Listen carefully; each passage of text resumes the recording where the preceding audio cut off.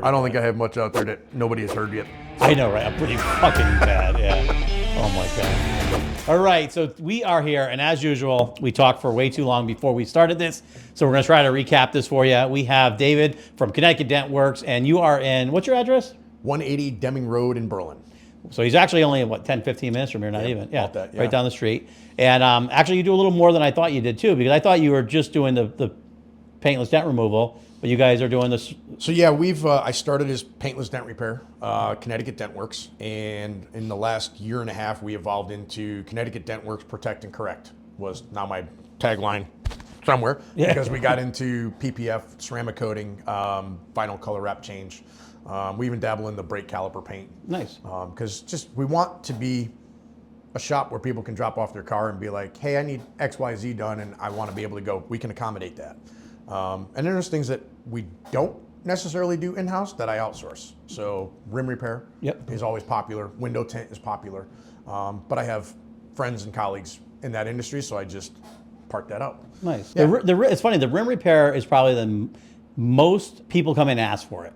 Right. And I'm like, and it's funny because like around here, I only know two guys. I only know one guy. The other guy I don't really know. And you would think there'd be more people doing it. From my perspective, it's a cutthroat business. It's a race to the bottom. Yeah. How cheap can you do it? Yeah. How fast can you turn it around? And then quality suffers. Customers aren't happy. So I'm very, as you know, you're particular about who you associate yourself with. I will associate myself with people that are going to be like-minded, that want to put out a quality product. I would rather hold the car longer and do a better job than try to rush through it and deliver it on time. Yes. So we actually use a company. They come and pick the wheel up, take it back, do it all in-house, and then bring the wheel back. Oh, nice. So you can either drop the rim off to me, drop the vehicle off to me, either way. Nice. Yeah, it's funny because I saw one of the guys I was talking to, I won't say what the price is, but he told me the price that they're getting per wheel, and I said, I wouldn't even wake up in the morning. And the other guy I was talking to, he's double that, and I thought that was way too cheap. Right. I was like, holy cow. Yeah. Because there's a lot that goes into it. The average alloy wheel for me is between $200 and $250. So it's not horrible. No. Not considering they pick up and deliver. It's funny because if you ever had to have somebody do it themselves, they charge you $10,000. Yeah. Because they realize how much is involved in it. There's a lot to repairing an alloy wheel, and then there's the color match. Like you have to paint that wheel to make it look, like the other ones or like factory, and that's tough to do. With the variances of silver and the metallic being fine, medium, and heavy, even just the air pressure spraying it, it could look totally different. Wow, it's amazing how many different variables go into about anything. yeah. So with your paintless dent removal, you guys doing? Are you? I obviously hate talking about it because it's like it was my past a little bit, but it's like so you guys lean more towards the glue pulls now or more towards tools? I would call it a 50-50 balance. So people still are using the old school tools and working them out? Yes. So predominantly I would rather push because you have more control. Yep. Glue pulling is, I call it a little Russian roulette. You're going to pull and what you have underneath is what you have. You either over pull it or you have to pull it again. There's very rare do you get the boop and he's like, oh, I don't do anything. That's like hitting lottery. And about the only time that really ever happens is if you're doing hail and it's really shallow, and then you just, after doing enough of them, you can get the pressure. And you're like, that's about it right there. And you spray a little release on it and pull it off, and you're like, damn, I got it. Yeah. The hail guys. I will use a lot of glue. I've been doing this for coming up on 28 years. Shoulders are a little, So I use glue now to pre-pull before I push. Yep. Because it'll reduce the strain on my shoulder. Okay. Less fatigue. And you get a cleaner finish because it's not 1,000 pushes. Now you're only doing 100. Because you can move more mass with the glue. Yep. And then since then, even more updated is cold glue, which is no hot glue, no waiting for anything to warm up. I'll call it. A lot of people joke, they go, it's window ribbing. The old school window ribbing where it's very tacky and it's black. Yeah. We put that on a tab on a slide hammer and it grabs pretty tight, and the more shock you give it, the harder it pulls. So you can do fast bulking with something like that and then nice. go into pushing. Huh. So Yeah, so it's changing. It's definitely evolving a lot. it's evolving. Yeah. It's funny because I remember when we did the Dent Wizard, it was literally, I think we had 12 tools. You know? And everything was like you go to the hardware. They still have 12 tools. Yeah, right. It's scary. They only got 6 back for me though. Yeah, right. Oh, that was funny when I was, actually it was funny. When I started there, they were just doing, I don't know if you remember this, where you have to go in a tent. I'd have to set a tent up. Yeah. You have to do dry ice. Tell them it's dry ice. They actually had us at one time put they had a wax, like a carnauba wax that would put white on it. Greenish color. This one was just white, and basically you'd put it on and tell the person leave it on there for like 6 hours, and when you wipe it off, the dent's gone. And it was just all a ruse. And it was funny because I remember coming out of school there. The body back then, I'm sure it's still the same way. The body shop guys hated Dent Wizard guys or Dent guys. Because they're losing money. Yeah, they're losing money, and it was just like when we were starting it, it was almost like voodoo witchcraft, you know. So everybody wanted to sit and body work it, and so we'd come out and they'd want to watch you do it. And I remember it was funny because my first couple jobs I had, one was for a body shop in Portland, the guy almost married my aunt. And all the body guys there I've known forever, and they're literally the most anal retentive, miserable people ever. And so I get out there, and the first dent I'm doing, I'm like, here, and they're all watching, like discerning. And I was like, oh my God, I'm like, this is going to be bad. And one of the guys is like, Steve goes, not bad, kid, not bad, kid. You know, and he walked out, I was like, oh, thank God. So I got a little bit of felt good. Yep. Then I went over to Orsini there in Wallingford. Went to go to the first one, and the paint popped off that. And he was watching. Yes. Yeah. Trials and tribulations of being a dent guy. I can clearly remember back in the early days, starting in '97. You're factual on those body shops. You can go from hero to zero real quick, or from zero to hero. Yeah. Have the guy miss a dent, have him paint the car, have it come back into the shop, and now everybody in that shop is going to work for free. Or you. Yes. And you go in and save that job, they are no longer your enemy anymore. Yeah. They are like, that's pretty good. You know? Yeah. It eases the tension then. If you're not, until you have to save them, you are just the asshole taking their money. Yeah. Oh my God, that's so horrible. They were so miserable, all those guys. Old school though. Yeah, it was cool. It was. I loved it. It was funny because you know what the biggest thing, because I was young, and having your head upside down all the time after a night of drinking. Whew. I had to call Tony Massimino one time. Really? To call in. I woke up hungover, went to work. I did the first job. I threw up all over the place. Got back in the car, and I called him up and I said, I have to go home. And he goes, why? I said, I'm as sick as a dog. And he goes, are you sick or are you hungover? I said, I'm not going to lie to you, Tony. I'm hungover. And he goes, I guarantee you won't do it again. And I said, you are 100% accurate. Yeah. Oh, man. I wonder, you know what's funny? I wonder, there's a kid that I trained with. I wonder if he ever stayed with Dent Wizard. Oh, what the heck was his name? Jeff or something like that, maybe? Oh, I can't remember his name. It was funny because when we went out to St. Louis, we didn't really get along well. We were like together. And then on the way back, there was this, I don't know if maybe it was still there when you were there. Right down the street, there used to be a pink flamingo. It was like a golfer, like a restaurant where you have but it was like a golf restaurant. Oh, okay. And no, all I'm the thinking girls of the would dress. pool. I'm thinking of the pool hall that had the neon pink tables. Oh no, I didn't see that one. We used to go. It was like a place we get lunch at every day because they had like very attractive waitresses. Scantily clothed. Yeah, but it was funny because we were getting ready to leave, and I wanted out of there. You know, 2 months there for me was torture. I wanted to get home, friends, family, and all that stuff. And I knew he was having an issue with the ears popping on the plane, so I gave him what is it, Xanax, whatever the heck it is, whatever for your ears. And I don't know why, because I'm always like joking around. I gave it to him. As soon as he popped it, I started laughing. And then he's like, what was that? You know, because he was kind of worried. I said, oh, I just gave you a bunch of laxatives. And I go, no, I'm only kidding. You know, I'm only kidding. And he ended up getting so worked up that when we got on the plane to leave, he ran off to the bathroom, missed the plane. Oh, jeez. But I got out and went home. It wasn't more like, you know, it's like, what if your friends or someone you like? But it was like he was such a mean person that I was just like, I just got on the plane and went home. And then they're like, I can't believe you left him there. I'm like, well, once you get to know him a little better. When you got to St. Louis, I I'm guessing you had the indoors for the first 4 weeks, and then you were in the other building, which was the other 4 weeks, or were you in? You had to be in the early stages of St. There Louis. was only one, yeah. It was a new building. It was one building. I remember the guy. We didn't go anywhere. You would walk in. It had a bay in the front and the back. Yep. Big building, from what I remember. And then there was like a little cage to the right where we did like the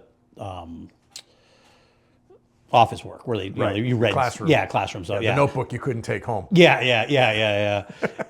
And that was pretty much it.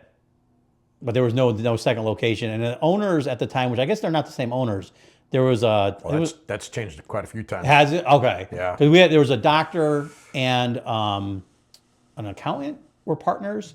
Now, are you talking about the franchise, or are you talking about corporate? So I thought they owned franchise would have been Jeff Enderle and Jim Sieverts. Yes. Yeah. So one was from New Hampshire, and one was from St. Louis. Yep.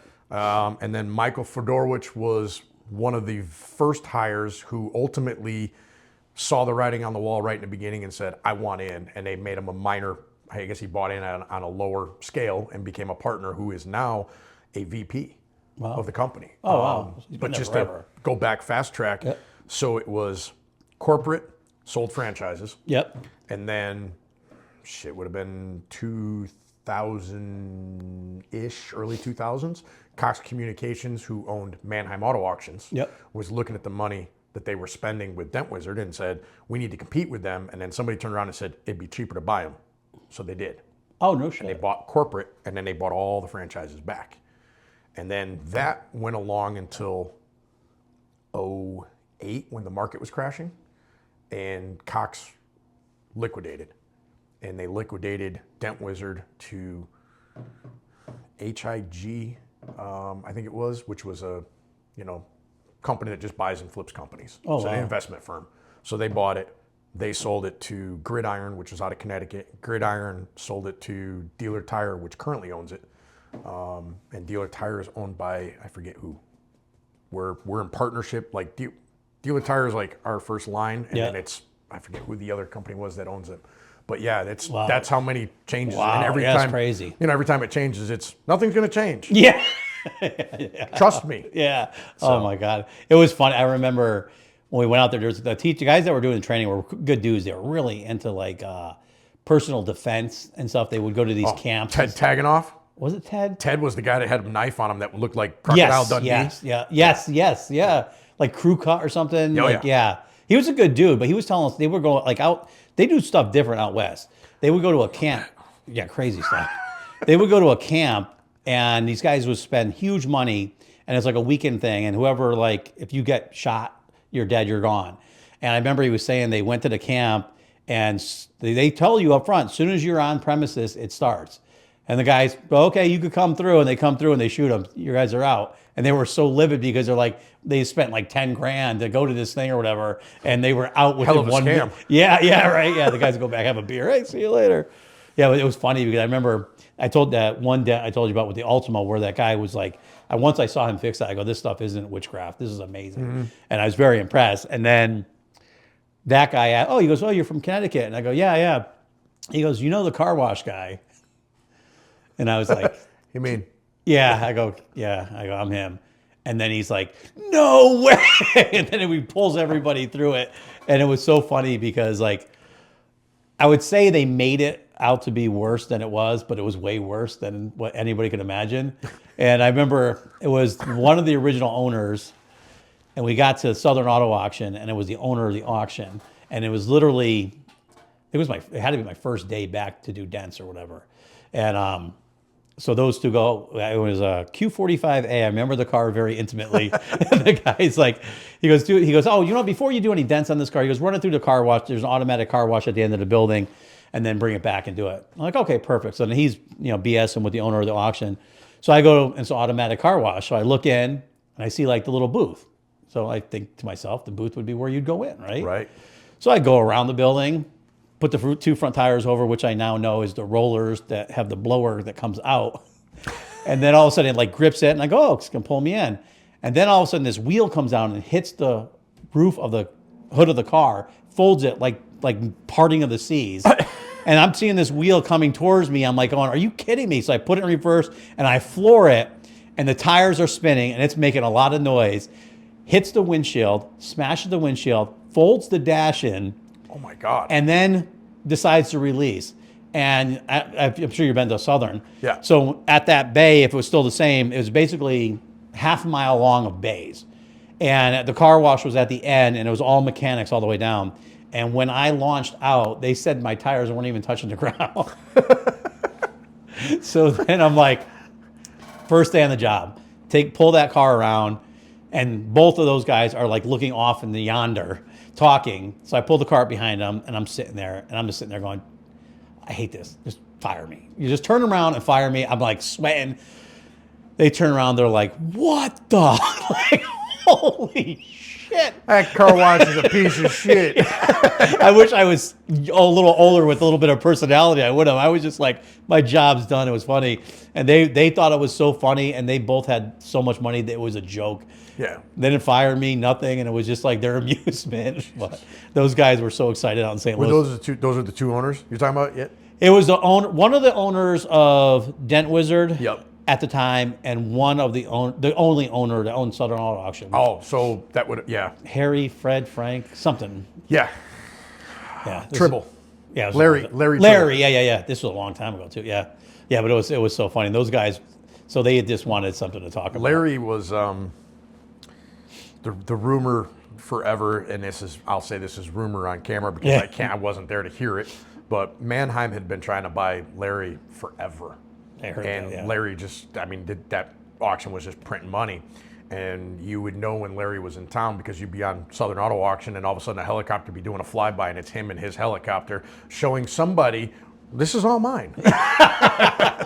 So tell me you have enough money without telling me you have enough money. Yeah, you know? yeah. Oh my God. Joyriding my helicopter. Yeah, that was crazy. Yeah, there's a lot of, I mean, you could go back, and I think anybody that's ever worked at Southern Auto Auction has stories. Oh my God. So They almost lost Southern when I was there. I had to go into like a really bad situation because they had just put all the cameras up.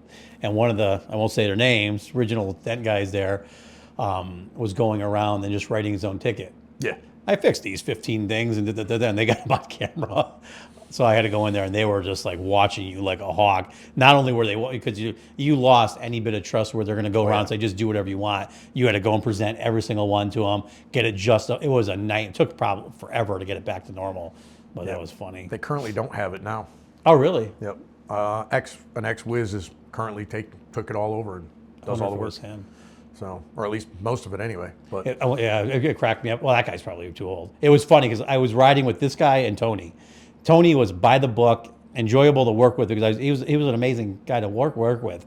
And then this other guy, he would go, okay, let's go to this dealer. We go in a dealer, go inside, show me how to do a dent. Go to the next dealer, you wait in the car. I'm like, okay. Go to the next dealer, bring me out, show me how to do a dent. Go to the next dealer, wait in the car. And so I'm like, his name wasn't Pete, was it? No, I think it was Bill. He got in a lot of trouble because he was one for him, one for them. Oh. And then he tried to go off on his own, and that's when I learned they enforced their... That no compete? Oh, my Lord. Yeah, they got a heavy hand. Yeah. Like deep pockets. Yeah. They can afford to take you to court. They've got 2 attorneys on staff. I mean, Nonstop. I left in 2000. It's been a while. So I left right at COVID. Yep. COVID worked in my favor Yep. to some degree. I gave my resignation. Oh, 2000 or 2020? 2020. I'm sorry, Okay, 2020. Yeah, not 2000. Yeah. Time flies. Yeah, right. It's like, wow, you were there. We were there at the same time. I was there for 3 years. I was there for 23 years, but only 3. Yeah. When I left by the book. I mean, I knew what I was in for. I had seen it. As we had talked earlier, I had started at the ground floor, worked my way up to the ranks, and I got to know everybody. And I'm thankful for the time that I spent there and the managers that I had because they groomed me to some extent as far as I was being trained to be a manager. Yep. The downside was I didn't want to relocate again. I had moved once. It didn't work out for me. I came back to Connecticut. I had quit and then rejoined. And it was a process. And Michael Fedorowicz was nothing but good to me, gave me a lot of leash, and gave me a lot of room to go make errors, Yep. but with constructive criticism. So I have a lot to thank them for. So when I left, I knew I didn't want to light the place on fire. Yep. I wanted to walk out. I knew I had a contract. I was going to stand by the contract. And I did. I did my 2 years. I did my time. Yeah. Everybody that has, ever since I left, and everybody that has left after that has called me, because for the first year and a half, 2 years, man, everybody calls you. Did they come after you? Did they sue you? Did you do this? Yeah. And I'm like, no. And they're like, really? And I'm like, don't void the contract. Yeah, be smart. Like, it's actually a smart contract. If you think about it, most people aren't smart enough and can't wait 2 years. The hardest part is the 2 years. Yeah. But the flip side to that was you were so well trained that the only thing you knew how to do was dealer work and body shops. Yeah. So when you left, you're like, how do I make money? You know, for me, the scary part was I went retail. I'm like, I used to joke and I said, hey, when are we going to start doing retail? When are we going to start doing retail? And higher ups would look at me and be like, we're not doing retail. Shut up. Oh, so that when they did Hartford, that wasn't retail. That was. It's still not really retail. I mean, it's a place for people to go, but they focus still primarily on dealerships for paint work. So that's really what that store is, the paint shop. I mean, they do retail work, don't get me wrong, but they don't market it. Like, it's not set up to be, you know, full on, we're going after it, we're going to make commercials and we're going to be all about it. Tommy Westbrook runs that store now, and he's slowly making that change to convert it, but corporate's not on board. Yeah. So when I joked, I said, so if I quit now, I can do hail and retail? Fine. I said, oh, okay. So 2 years later, I mean, that was really what I did is I focused on walking out the door and going retail. And the scary part is you're used to walking into a dealership after dealership after dealership, riding the lot, walking in, getting Joe to sign off on it, and you just go to work. Yep. Now I got up on Monday morning and I go, ring, damn it. Because that's what you're waiting for. You need that phone to ring to go make $1. My wife says to me, she goes, so what's your plan? I said, my plan is one job every day. She goes, just one? I said, do you know how happy I would be with just one? Yeah. I said, because if you put me in front of one, that person hopefully has a great experience and is going to go tell somebody. And that'll give me another job. I said, or at the time it was COVID. So people were home. Yeah. A few places I would go to were corporations. That's right. So you started right in the mix of COVID too. Yeah, that was scary because I quit in February. I gave them a month, and then I was going to leave end of February, March. Figured my goal was to walk out the door in spring, you know, start in spring and just have it. I knew I was leaving in October. I just couldn't. I'm like, I'm not going to leave in October and suffer all winter and not make $1. So I prepped all winter, and come February was my goal, was my go time. I had my business line, my LLC, my insurance, clothes, cards, you name it. Nice. And I sent out, and if anybody's watching this from The Wiz, The Wiz used to hand out bad information at 5 o'clock on Friday. So when they were going to give you information that they knew was going to piss you off, a price change, a fee, whatever it might be, 5 o'clock on Friday, because they didn't have to hear from you till Monday. And by Monday, you settled down. You settled into it. You're like, whatever, fuck it, I'm going to work. So it was Friday at 5 p.m. and a buddy of mine FaceTimes me and he goes, did you submit your letter yet? I'm like, no, it's 4:57. I got 3 more minutes. And he started laughing. He goes, you are really waiting until 5 o'clock. I said, you bet your ass. Yeah, payback's a bitch. So I hit that button at 5 o'clock, and then 15 minutes later, I got a text message that said, what did you just do? And I go, what do you mean? He goes, where the hell were they? They were in Vegas? Or Arizona or something. Wherever they were difference in time. They were behind me. So it wasn't 5 o'clock. Oh, yeah, you didn't think about that. And they were all sitting at a table at a manager's conference. And half the people I sent them to were all sitting next to each other. And the one guy that texted me was my old manager, so he didn't get the message. He didn't get the email. But my DM did, my RVP did, the CEO did, and my sales manager got it. And he goes, what did you do?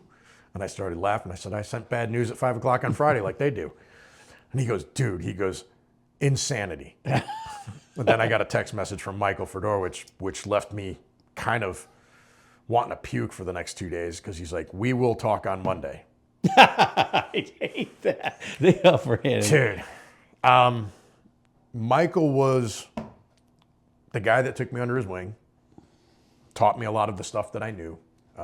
He was the first manager owner for me that I'd met. I mean, I had talked to Jim Sieverts, but everybody's like, oh, did you meet Michael? And I'm like, no, why? They're like, wait till you meet Michael. The joke is, Michael. Hey, Mike. It's Michael. Yeah, whatever, Mike. He hates Mike. Yeah. So I used to call him Mike on purpose. Mike was at Southern. I was fresh back from St. Louis. I'm on the dealer lot, or I'm on the auction lot, and I am struggling with a Caravan right quarter. And he's standing there in his salmon-colored, popped collar polo, khakis, and loafers. And he's just shooting the shit with me, and I'm kind of nervous because he's Michael. So I'm like, oh, damn, this guy. And he's like, you're really struggling with that. And I go, yeah, I just can't get on it. And he goes, want some help? And I looked at him, and I was like, you? And he just kind of goes, huh. He goes, get out of the way. And he looks, and he goes over to the bed of my truck, and he takes out this long hockey stick. And he basically just starts making a rainbow out of it over his knee. And he shoves it in the taillight with the handle almost on the ground to get it in there so it can make the sweep over whatever was in my way. And he gets in there and goes, there you go, you're all over it. And I looked at him and I go, kidding me? I twist it. I'm like, you're all right in my book. You're not just a pretty picture. Yeah, You actually know how to do this. There was a couple of those guys that were just amazing. And it was later that I learned that he was hired as a technician. He was trained as a PDR tech. He was one of the first guys to train with Lido in Florida, and it was in Miami before it was ever in St. Louis. Yeah. So he, garnished a lot of respect right there. I knew I was in the right place. Yeah. So, Those Florida boys, it was funny. I wish I had lived in Florida because those guys would come up. They were all awesome. Back in the beginning, they made so much money. I mean, they might as well be movie stars. I mean, we're going on those river boats, and they're just 10 grand back then. Like, it's nothing. You're like going, holy cow. But I remember the stories they would do. One of the shops down there, they put a big glass window up so the customers could watch you do the dents. So these guys would wait until they got like a really uptight customer. And he's like, we got this Mercedes in. The guy was really uptight. So we pulled it in, but we put a dent on the other side. One of the other guys drags an old junk door under so you can't see it. This guy takes a hammer. He's like pretending to hammer, and the other guy's wailing on the door. So this guy's like watching, like, oh my God, they're destroying my Mercedes. He pulls it out. The guy comes running out. He's like, I don't know how you did that. That's amazing. the guys down there, that was Scott Blenn and his brother. Yeah. Yep.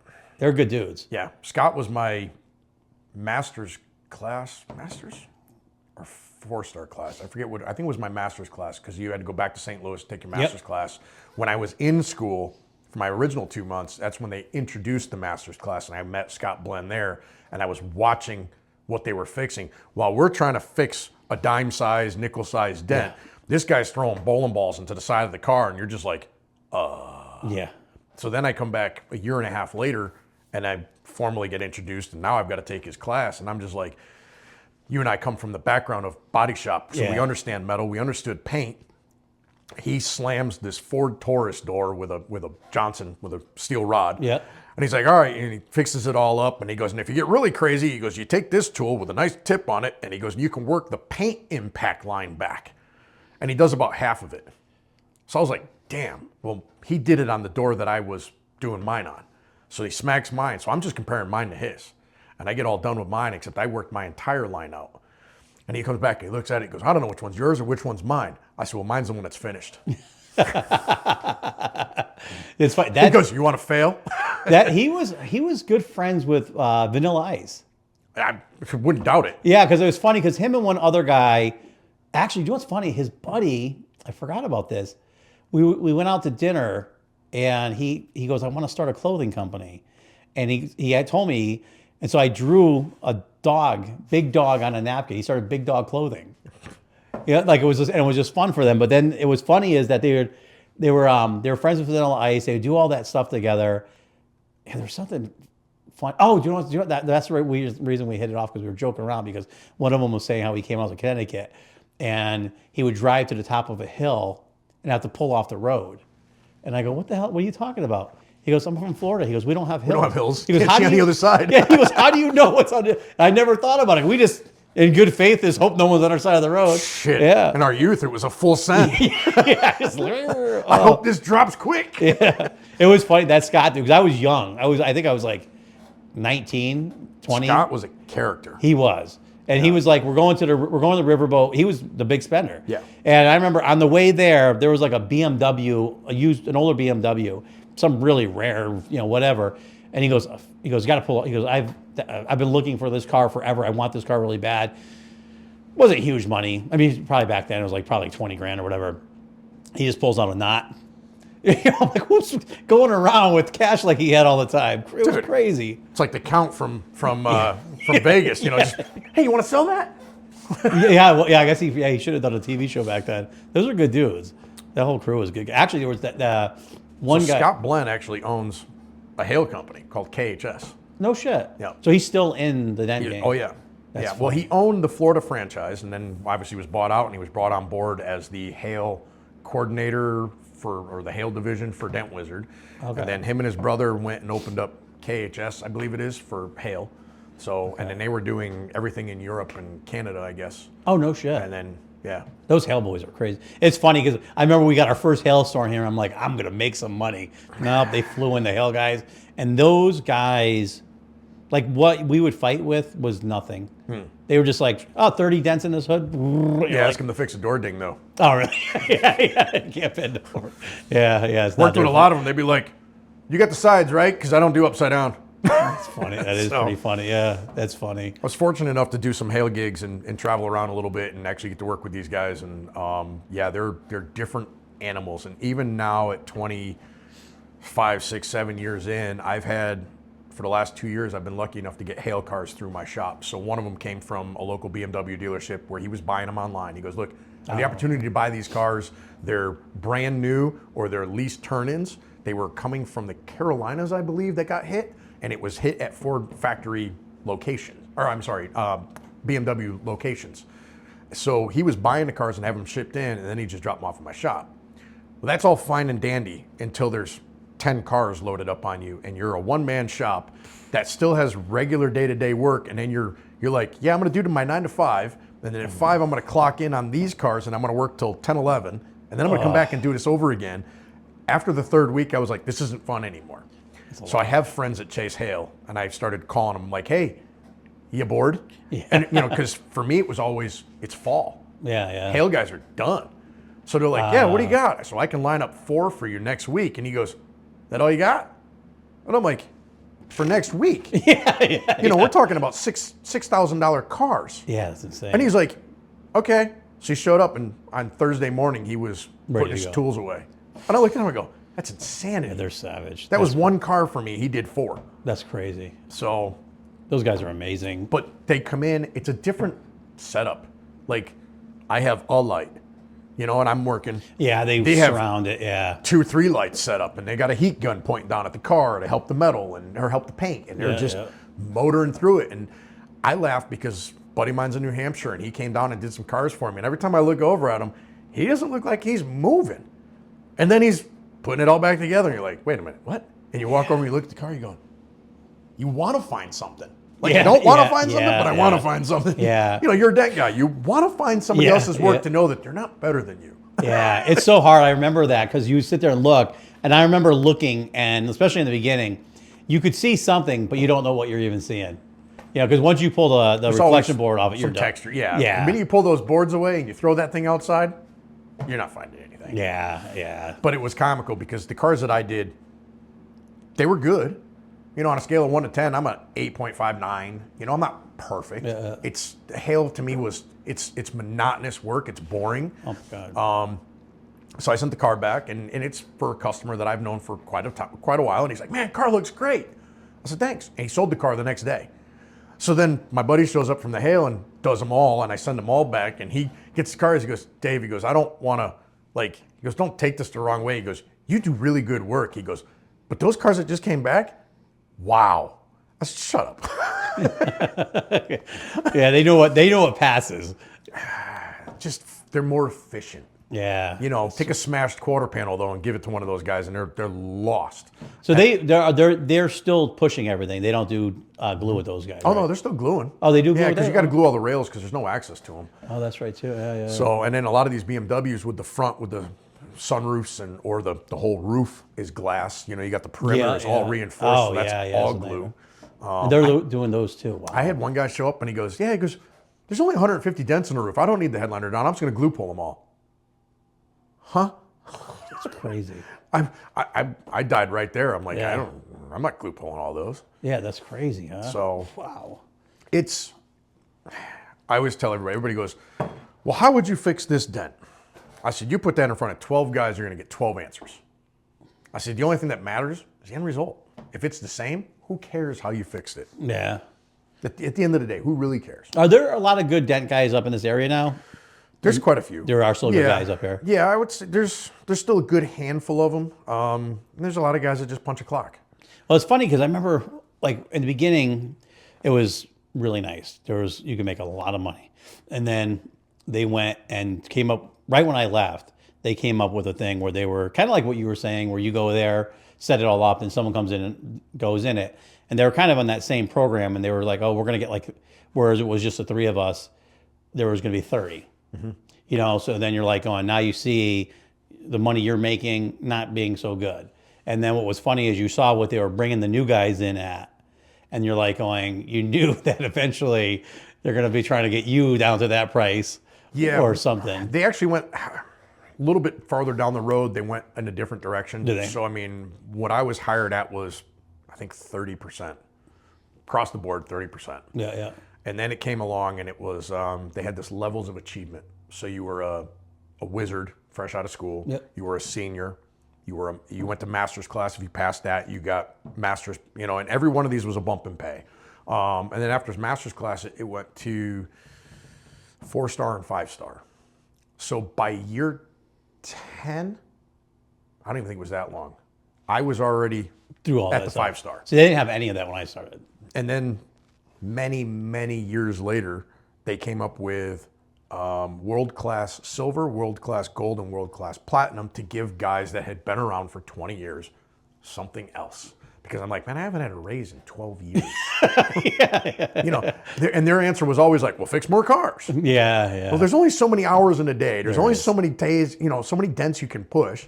You know, or the biggest problem with this, always they would come in and make deals with groups. So like Orsini with the, I forget what their executive auto group. They'd come in there and they'd be like, okay, well, Orsino holds all the cards because they made a deal with him and it was a 2-year deal. And 1 year in, he goes, I don't like this deal. I'm not making enough money. Well, every time he made more money, it came out of my paycheck. Yeah. And when I would bitch about it, they just go, well, fix 2 more cars and you'll be fine. I said, you act like there's 2 more that I'm not fixing that I'm going to go get. Yeah, you're still hammering it. And that was the problem. That was really where I struggled and a lot of guys struggled it was just, well, just go fix more cars. Yeah. Well, that's why I built it even in the beginning. So back then, the deal was, 1 for you, 2 for me. no, that was for him. Yeah, that was him. He did good until he got bagged. Then he had to go. He was doing dents in Maine. I don't think that was profitable. But he was basically he figured out. He said, if you do $8,000 a week, they never bother you. No. He goes. So he would say, I'll do 8 for them and 8 for me.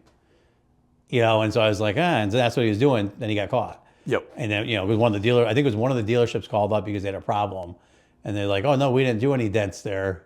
And then, No, Bill's here every week. yeah, it was not good. Yeah. that was bad. That was always the game. Like you had to. I was always scared to play that game. Yeah. And then one of the managers called me up and said, "Hey, I need you to go fix this guy's Jag. Here's his name. Here's his address. Here's his phone number." And I go, "Well, it's not a dealership. How do I how do charge you him?" do it? Yeah. And he goes, "I don't know what you're talking about." Got it. Yeah. You know, it's like $100. Yeah, So yeah. You know, Just and cash, most of the side work I ever did was sitting at lunch because Yeah. my truck would be outside. Somebody And I don't would think walk they in the ever subway. even gave a shit because they just wanted that. They dealer didn't wanted want. it, They didn't care about. They didn't care about that money. Yeah. Just don't touch their bread and butter. Yeah. Don't I touch my think they knew a dealerships. lot of the retail stuff back then too, especially with the guys that weren't good. They owned you. You know, if you don't do a good job, you're not getting paid. You know, so I think because I witnessed that a lot in the beginning. That a lot of people would go in there, they just didn't do a good job, and then they're not getting paid. And You go back to the question you asked before: is there a lot of good guys in the state? the guys that are good are passionate. And the passionate guys have predominantly, most of them have left, especially in this area, and they opened up shops. So they all went and did their own stuff. They all went and did their own stuff. Andre Espinal's younger, I think it's his brother, is Danny Espinal, who's Danny D. Dents down in Danbury. Oh, no shit. So he never worked for the Wiz, but he's what we call it, the seven, I forget what the hell it's called now. It's like you either worked for him, you worked for somebody that worked for him, you were trained by somebody that worked for him. You know, it's the 7 degrees of. Well, it's funny because now you think about it, like I still think about it when it was little, and you think about the size of it now and the amount of employees they had, the amount of people they trained in it. Because there was actually a point where their no compete almost didn't work in Connecticut because there was a thing that if you train someone to do a job, you can't stop them from doing that job because that's how they feed their family. Right. You know, there's like a weird thing, but I think, like you said, they had so much money that. Well, the problem was you signed an agreement that was notarized in St. Louis. So when you went to court, it was in St. Louis. You didn't go to a Connecticut court. Yeah, they knew everything. Yeah. So that's where the loop became. And then it was the attorneys were from St. Louis. That's right. And the original owner, he wasn't an accountant, he was an attorney. That's He right. knew Yeah. they knew all the attorneys in St. Louis. Yeah. So, I mean, you had to hire a St. Louis attorney who already knew what he was up against, who he was up against, Yeah. and they would come up with an agreement. It's funny because you know how good that money was for doctors and lawyers to buy it? It was crazy in the beginning. It was 5 guys sitting around a room that found Lido. Somebody came across Lido and said, That's right. check this guy out. Yeah. And what was he, like German or something like that? He was Argentinian. Yeah, that's right. I forgot about that. Wow. Unfortunately, he just passed away in 24. Oh, really? Yep. Oh, wow. And he was like the originator. He was the Dent Wizard. Yeah, that's Yep. amazing. He came to America, landed in Florida, and started walking around a dealership, and all of our tools came from him. Yep. So all the tools, they were stamped made in Argentina. That's who they were made by. Wow. Yeah, it's funny, their tools, they were such, we got to have our tools back. I'm like, I just stopped off at the hardware store, bought stainless rods. Here's the thing, though. Crazy part about that was forever, everybody tried to copy our tools. Like, anybody that worked for the Wiz and left wanted the Wiz tools. Yeah. Everybody that was an independent, most guys, wanted the Wiz tools. So, like, the Ford tool was duplicated, but never replicated, if that makes any sense. And you know what's funny? None of them worked the same. They did have something with the metal. The metal definitely sprung right. That's where I was going with this. Nobody could duplicate the metal. Technique, yeah. So the metal was bendable, but then it would hold its shape. So like your Big Johnson, the long, heavy rod, I got mine, you could bend that thing into a horseshoe and get on a dent and work like crazy, and then go to the next one and bend it straight, stick and it it through never a fender, worked hardened, and it would stay in shape. And that was part of that guy's kind of claim to fame, right? Is he knew Correct. the metallurgy, yeah. Well, it was. I don't even know that he knew it or if he got lucky with it, because I figured out what it was 7, 8 years ago, 9 years ago, because I ran into him and we were talking about the tools. And I had said something to him and I said, I said, there's something about your tools. And he goes, what? I said, it's almost like there's lead in them. And he just smiled. And I go, that's it, isn't it? Sort of lead bands, yeah. Here's what it came down to is I did start to talk to somebody that knew metal. Yeah. And he goes, it's from Argentina. He goes, yeah. He goes, it's a mix of junk. Like, it's everything in the boiling pot. It's Friday dinner. It's everything left over So from you the think rest they of the actually week. got their metal from there? Oh, no shit. Yeah, so it was just, so it worked in their favor, but nobody could ever duplicate it because you couldn't get the mixture. Yeah. It never rusted. Yeah. So obviously it's not just steel. There's something blended Good into stainless, yeah. So Yeah, there was. I remember that because everything we made afterwards, and even when you bought, like, there was another company. I forgot what it came. They were actually got really big. I don't know if they're even around, but they were making all their own tools, and they kind of wanted you to go in and be a dealer for them to buy their stuff or whatever it was. But I remember I bought some stuff from them 20-something years ago, or whatever, and it just wasn't. Nothing worked the same. Yeah. No tool has ever been the same as those Argentinian tools. Yeah. I've worked with Ultra. Ultra PDR out of California makes a bunch of tools for Dent Wizard now. That before I left, we had started that bridge. Yeah. The flat bars that Dent Wizard was always huge for, with making flat bars. I worked with Steve on making flat bars so they could stop buying from Lido because that had separated. I guess his contract or whatever was finally over, and they didn't really renew it. He kept the Dent Wizard thing going, but wasn't an association anymore. Oh, okay. They were still buying some of his tools, but not all of them. So is it still the Dent Wizard? Are they still around? Dent Wizard's still around. It's still around, but it's just Yeah. totally different. And then Lito's son is doing whatever they were doing in Miami still. Okay. So Huh.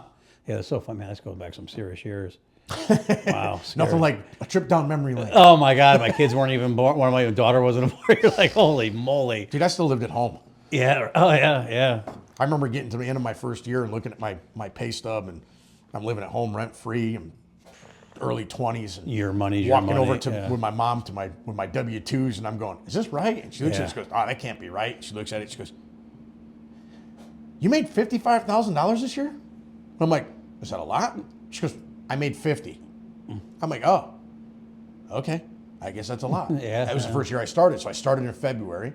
So February and March I'm at school. April and May I was in training still, ride-alongs. Yeah. Yeah. And then you don't start billing money. So you're like, made 50 grand. Yeah. All right. It's funny because when I went to the training there, I had still had my business going, and my fiance, girlfriend at the time, I basically just sent all the money right back, you know. And I lived like barely even lived out there, you know. I didn't spend any money or anything. I got back and all the money was gone. Thank you, honey. Yeah. She was too. She's got new shoes though. Yeah. That was funny. It was funny when we went out there. We had some good times out there because I remember the first night out, the crew of guys, there were some good dudes there. They were just like having fun. I guess when you're making a lot of money, you're young, it's easy to have fun. There was the array of personalities and styles. And I mean, I was out there with a guy from Canada that was 6'5", hair down to his shoulders. He pulled up the back of his hair and it said Metallica on the back of his neck. I mean, like, all right, so there's one guy. Then there was a guy from Detroit, like Detroit.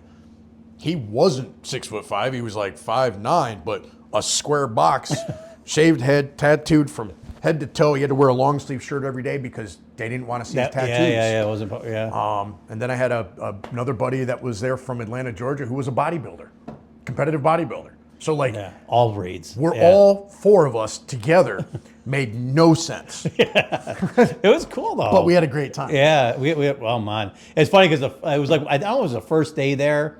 Well, it definitely was the first day there because what ended up happening is they brought us out drinking, and that same guy from Connecticut that I didn't like, they didn't like either, and so they're like, I don't know why you don't like him at first. Then within 10 minutes, they're like, oh, we get it. And so one of the guys is like, Eddie, you're gonna go home with him. He's gonna bring you back to the apartments. He goes, we got this guy. I think his name was Jeff, whatever it was. So I'm like, okay, whatever, right? So the next morning I show up. Now that would have been our first actual day doing dents, hungover, and we get there and he's not there. And everybody's like, I'm like, where's it? So I'm like, okay. So we just start our day without this kid or guy, right?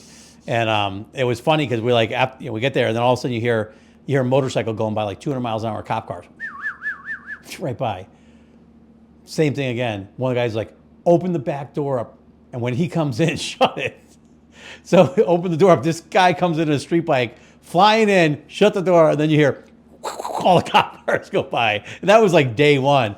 And so we're sitting there and talking, everybody's having fun and stuff like that. I'm thinking, I'm like, where is this dude? Like, you know, we flew in. What did you guys do with this guy? Yeah, right. So then all of a sudden, one of the owners comes out, I think the doctor guy, and he's like, guy, what the you know, like what? I have to go to the cops, you know, the police station to get this dude. So basically, they got him so drunk, then they took his wallet and left him cocked, like shit-faced cocked. Everybody went home, bar closed down, he's just there. He doesn't know where he is. He's so drunk he doesn't even remember going there. They have no idea of his stuff. So it was an awesome first like 48 hours. I remember the first or second night because there were apartments that they literally had on lockdown. They had two houses, multi-bedroom houses, and then apartment buildings. Yep. So we would go to you're at apartment this, you're at this house, you're here, you're there. So we go to the apartment, we check in, and it was me and this guy named Paul that was down in New York. So we were from the same franchise going down together. We're in there, phone rings. I'm like, who the hell's got our phone number? Must be one of our bosses. So I pick up the phone. I'm like, hello? They're like, hey, some chick. I go, hey. She goes, Is this the new Dent Wizard? I go, excuse me? Oh, we were friends with the guys that were there last, that were just left there. I'm like, groupies.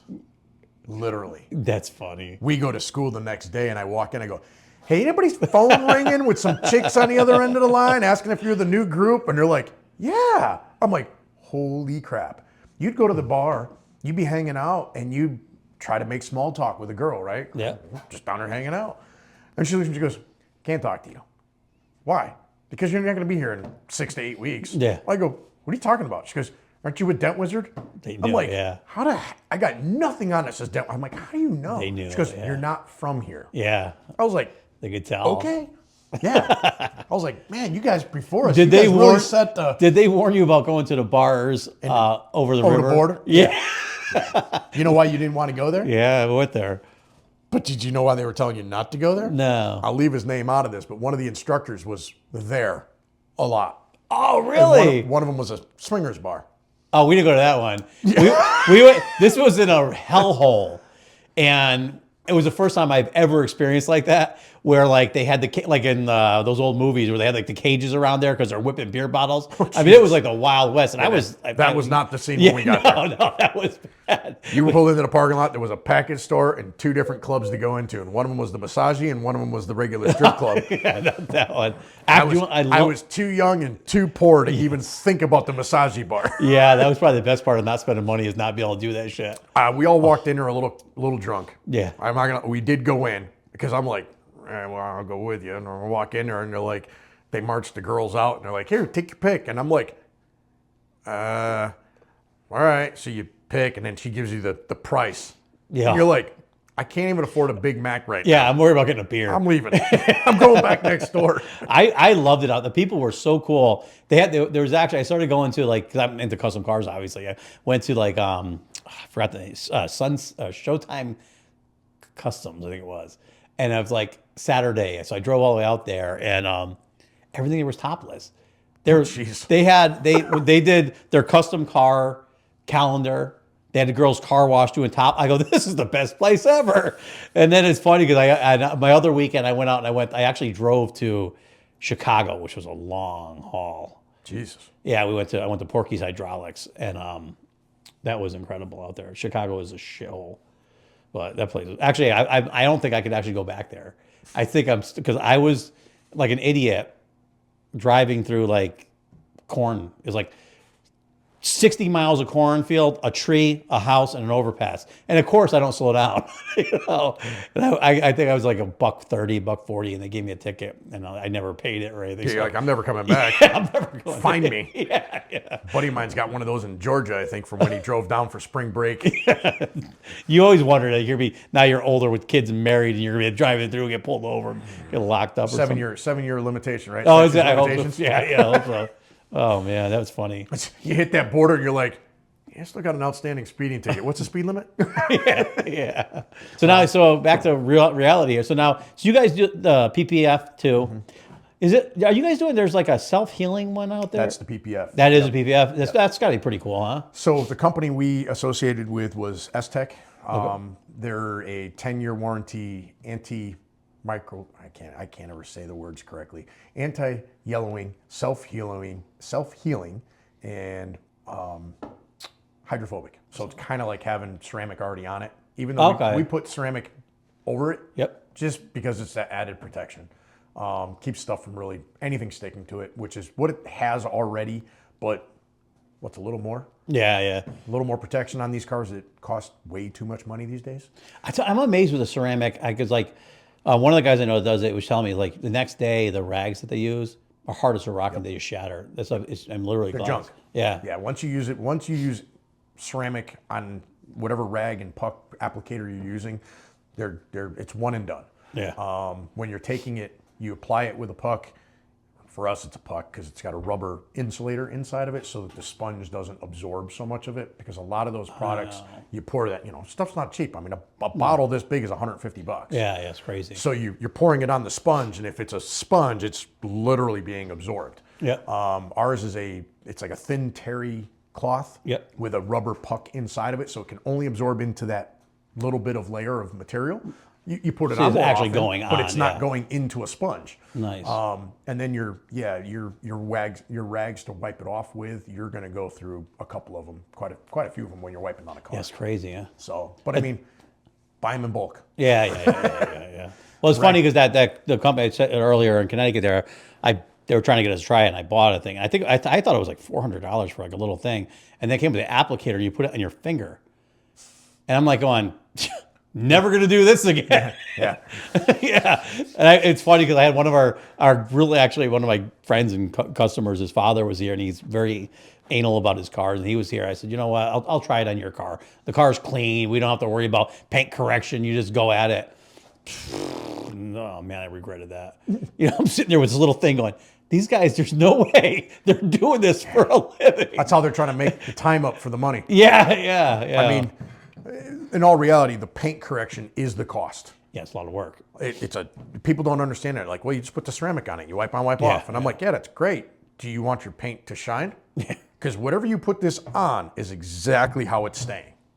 So if you want it kind of shiny, okay, we'll make it kind of shiny. Yeah. But if you really want it to look like brand new, like luster and shine and depth, it's a compound, it's a polish, it's a wipe down, and it starts with a car wash and a clay bar, and then you move forward from there. Depending on how bad the car is, depends on the process. But in most cases, any car that's not coming direct from the dealership, and even then, I have a Range Rover right now. We walked around it, and you're like, wow, car's in really good shape. And then you have that detail light, that super bright white light. And you shine that on the car, and it shows you your swirls or whatever might be in the car. And we're walking around the car going, all right, this car's in really good shape for a black car. And it's a ton of metallic in it. And then he gets to the rear door on the passenger side, and there's a 6-inch circle that looks like somebody just went burp with a buffer. We're like, okay, it's not bad. Then he got to the tailgate, and the whole tailgate looks like somebody used a wool pad wheel. And so it's all swirled out. We're like, okay. And then you go around the driver's side, and there was a couple more circles where they were like just somebody randomly took a wool pad and was buffing out small imperfections, but did not follow it up with anything. Typical car dealer stuff. Yeah. Your $17 an hour car wash guy delivering a car. Yeah. That's what you get. Yeah. Fortunately for us, this is the second car we've had from this customer. The first car, they had such a bad experience with the dealership selling them ceramic coat and everything else that they're currently still hesitant on ceramic coat. We're doing PPF on the nose because they got a chip in the first car. They brought it to us. We fixed the chip and then put PPF on the nose. Nice. They thought that was the best thing ever. So now they're back where they're Well, new. the funny part is like, obviously the reason we're doing this is so people meet people like you. Because one of the things that I hate is like, one, if I brought it to you, I would feel completely comfortable that I knew the job was right. Totally, you care about it and all that. When you buy a car, like the last 4 cars we bought from, I won't say the Nissan dealer in Middletown, the last 4 cars, they can't clean the car. No. There's still plastic. There's still stuff when they shipped it over here on there. And you're just like, why? Like, why can't, like, you need to have someone like you overseeing this who gives a shit. Because in these dealers, they're so overrun that their detailing stuff sucks. They don't pay. Yeah, that's true too. That's the end answer. Yeah. They just don't pay. They don't pay enough to have somebody care enough. Yeah. A lot of these dealerships now outsource the detail, but they outsource it at such a cost that there's, again, you're not getting anybody to give a shit. I could see that. I this one guy came in that we were doing work for, and he asked me if we'd have our guys detail his cars for him. And I said I know how long it takes, and if I put my guys on it, what it would be. He said that he has some guys in New Haven that are detailing cars for $50 for the outside and $50 for the inside. Good luck. You can't compete with that. No, why would you even bother? Even the dings and stuff like that. When our sales guy was going out to dealers, there's a place out of Waterbury that's fixing dents and painting per panel $200 a panel, and they're not. I'm like, not open blends, painting the whole panel. So you're like, okay, good luck. Like, I don't know what. I'm not racing to the bottom for $2. Yeah, it's insane. And that's generally what's happening. You've got companies and people that are either A, not paying overhead, not paying insurance, don't actually have a license. And there's a lot of that. And the more you're in business, the more you're aware of this. The guys are like, oh, we do color change vinyl wrap or PPF. And guys are like, hey, I'll do that whole car for $2,000. And I'm like, I won't get out of bed for $4,000. Yeah, yeah. And the difference is the quality of the product they're using. We use quality product that they'll stand behind it. We use product that we know will last. We use product that we can know that we can stand behind. I'm not using a Chinese company with a no name just because it's Saves you a cheaper. buck, yeah. Hey, it's $300 a roll. I don't want it. Yeah. Can't guarantee how long it's going to last. They won't stand behind it. So there's a lot of that goes into play. And then the second part of it is some of these guys work out of their garage or their mom's garage. Yeah. So there's no licensing, there's no insurance, there's no taxes, none of that's being paid. There's no workman's comp. And then when something, And then when something goes wrong, they complain that they don't have any money to fix the problem. Yeah, And that's not because you legit. didn't charge accordingly. Yep. You didn't set yourself up to win, you set yourself up to fail. and they're always there to ruin this business. Oh my God, it's horrible. So- It's funny because with the wraps, years ago people would always talk. Because I honestly feel as much I love paint, but I feel the future was going to be. So the future is actually going to be PPF. So paint protection film Yep, is now being out in colors. I saw that. Yeah. So where vinyl wrap is really good because So they're going to PPF an entire car, you think? entire car, yeah. So vinyl wrap becomes popular because you got a lease. Yep. You know, bought a WRX. It's a lease. It's white. It's boring. Yeah. I want to change it up because I'm in the car scene. Okay, so for $3,500, $4,000, you can make that almost any color you want. And the beauty of it is, in 4 years. So for $4,000, though, that's the cheaper one, right? no, $4,000 For a will get decent you, one? $4,000 Okay. will get you some quality product. Because there's a lot. When I look at it, there's a lot that goes involved. People, you're pulling panels off and handles off and bumpers off and If you're doing it right. yeah. Okay. And then there's plenty of guys These that, other guys don't do Don't. that. Oh, okay. they'll tuck, they'll cut it, they'll trim it. You can see the gaps. You can see where it was cut. You can see where it was multi-pieced in. Yeah. Where it could have been one piece. And if it's going to be multiple pieces, man, you gotta have those overlaps perfect. Yeah, I seen a couple where they did the door jams and stuff like that, and I was impressed. That's time consuming. Yeah, I don't know. But that'll take a $4,000 car to $5,000 because it's sure. $250 a door jam. Yeah, Because yeah. you got to take the door off, you got to de-trim all that One weather shot. stripping, Yeah. and then now you got to. You think about taking two doors off the side of a car, and then you have all that openness, right? But that's one sheet, so you're going to pull off 8 feet of vinyl by 5 feet to lay on the A pillar, Yeah. the B pillar, and the C pillar to cut out those big openings and throw that paper away.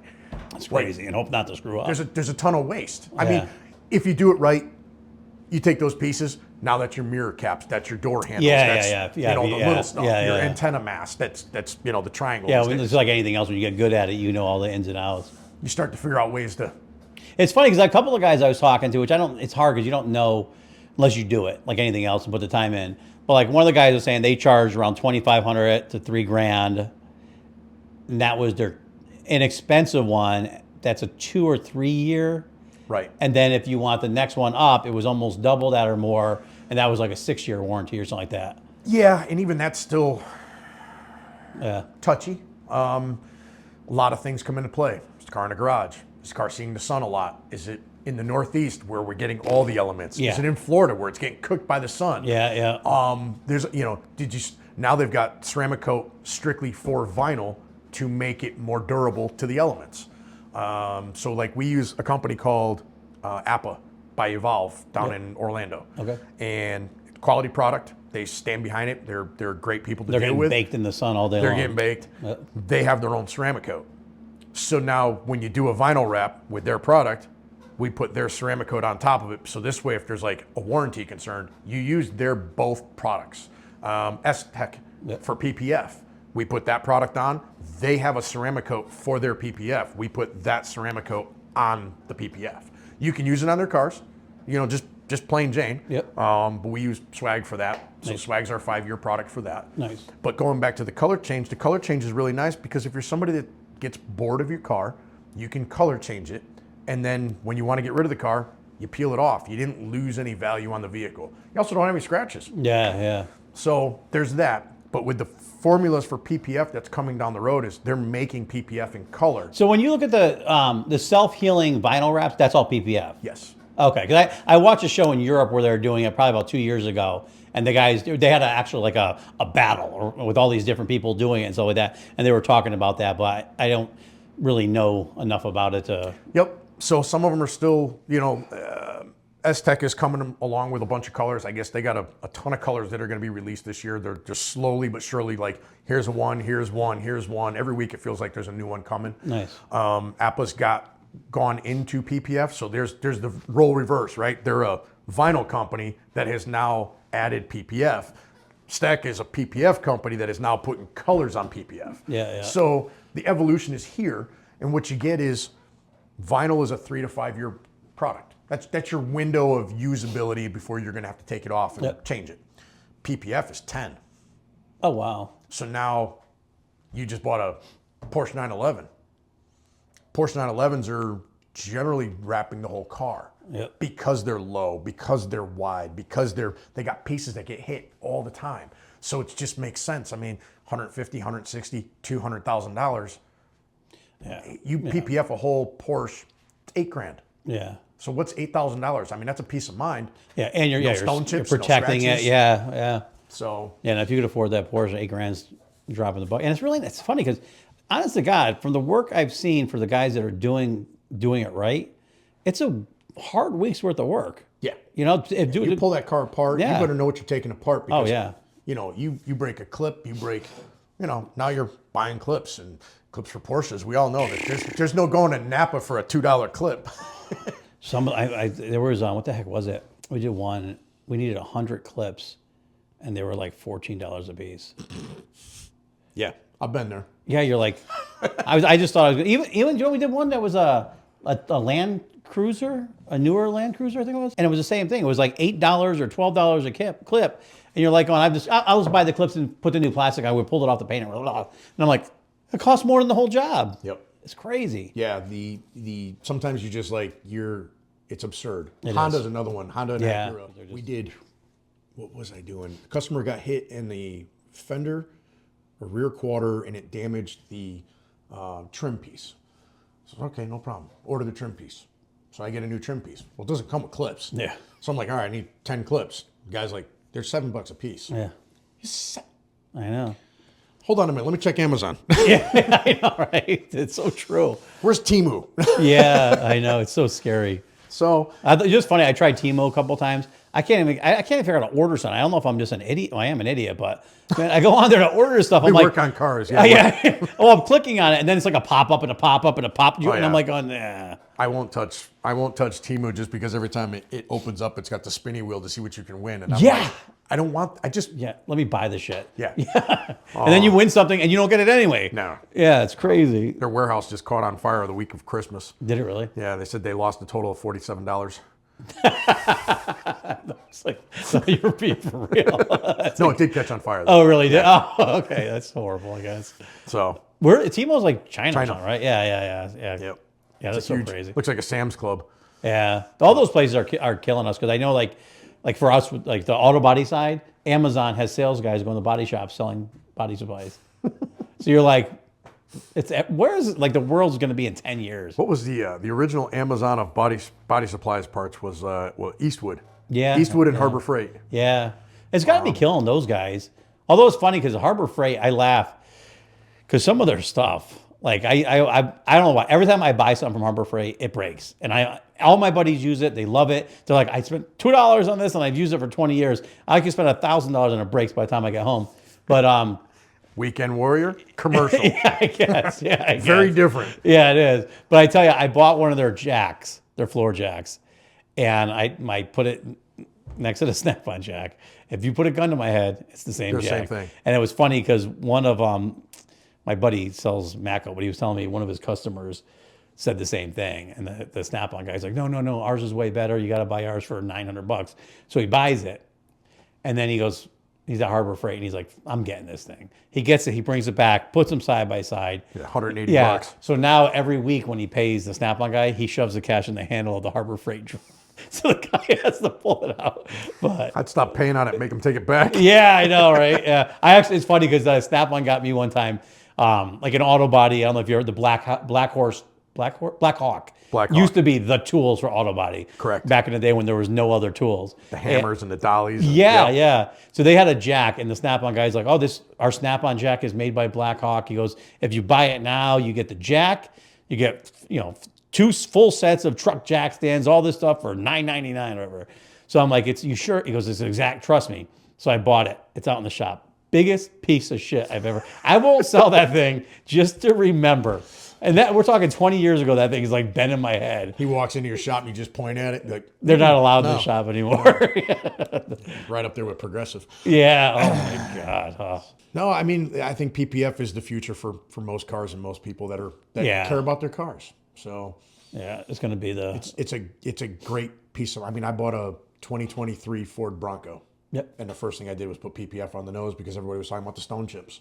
So I'm like, I didn't just spend $65,000 on a truck to have it all stone chipped up. Yeah. And headlights, I mean, headlights these days are $1,000 to start. Yeah. So Yeah. PPF on the headlights just to give them that little extra protection. That's actually, that if I did that, I would market that like crazy because that's just like the BMW headlights are $3,500 a piece. Yeah.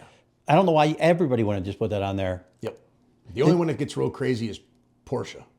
So like Porsche has I'll call it the unwritten rule. Yep. Do not put PPF on their headlights. Really? Yeah, it's a mixed bag of emotions that they delaminate if you have to take it off. So if you had the car, for whatever reason, if you had to, I don't know why you would have to take it off unless you had the car for 10 years, Yeah. which at that point you're out of warranty anyway. Yeah, yeah. But if you were to have to take the PPF off the headlight, there's a possibility it delaminates the headlight.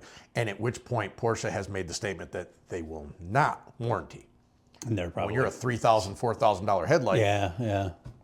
the few that we have done, I think they're even more than that. I think that one that we did in that white one for, what's his name? yeah, I want to say they were $8 or $9 a piece. yeah, they're ridiculous. Yeah. But we had a guy that bought a brand new Cayenne GTS hybrid. Yep.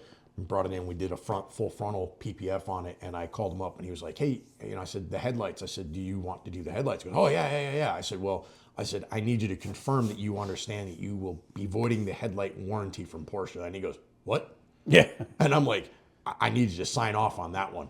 And he goes, "Yeah, never mind, don't do them." I said, and then I called Porsche.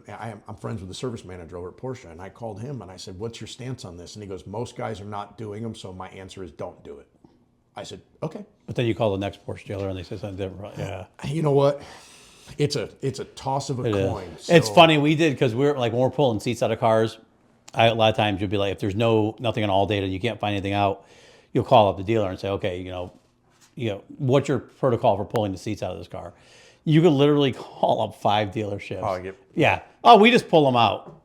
Yeah. You don't kill the battery. We don't pull them out. We just pull them out or whatever. Other ones, disconnect the battery, let it drain out, but don't put any power to it. It's like everybody, and it's like, this is like the same dealer, for the same thing. It's ridiculous. So this goes back to a little bit in our previous conversation about the guys that do it cheaper. Yep. So there brings up a whole nother level of issues, right? If they are taking the car apart. With modern day cars, every time you unplug something, you set off a code, an internal code in the computer that you may not see on the dash, but it is definitely on the car. I had a 2023 Toyota Sequoia or a Land Cruiser come in. Yep. We had a dent in the rear tailgate. It's the swing out tailgate. So we popped the trim panel. It had an interior dome light. We unplugged the interior dome light. It's the only thing that got unplugged. It's a power gate. The power gate wouldn't work after because we unplugged the dome light. Wow. And I was like, we didn't start the car. We didn't cycle the car. We didn't do anything. But we'd hit the button and it wouldn't work. So thankfully, we've got a scan tool. Most guys don't. Nope. Yeah. Plug the scan tool in, and sure as shit, it had 2 faults for the tailgate. And we cleared the faults, hit the button, gate closed. So That now happens a lot. you're the $2,000 guy. When Yeah. I'm the $4,000 guy. Yeah. Now your gate doesn't work. That's a you problem. Take Yeah. that to the dealership. Yeah. Yeah. And then the dealership finds out it's $5,000. somebody took it apart. So now it's not under warranty because it wasn't an authorized repair facility. Yeah. We run into that a lot, especially with the Mercedes and pulling the seats and stuff like that. There's just, it sends so many codes. It's funny with the BMW we did for one of our buddies' shops.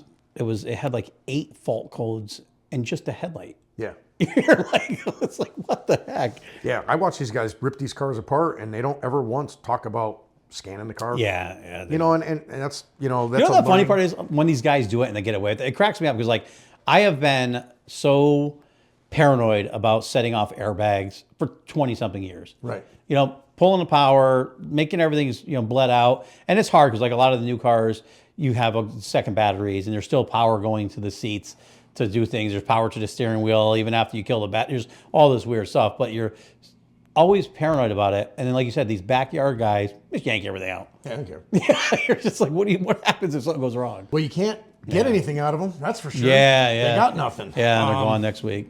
Well, it's funny because we get guys coming from New York for work all the time. And I'm like, you're telling me from here to New York, there's no other upholstery shops. Right. Yeah, New York's a big place. Every single one of them says it's the same thing. Backyard, fly by night, something goes wrong, they're not there to take care of it. Yeah. It's all those type of issues. They're not a business. Yeah, legit. So, and then the next avenue now is the next problems coming down the road are all these electric cars. Now you got to be careful about what you touch, where you touch it. Yeah. Don't grab that wire. Yeah. And it's one of those that I've paid attention to for the last quite a few years since Tesla's really come on board. And in our industry, we Have you been wrapping a lot of Teslas or anything, or?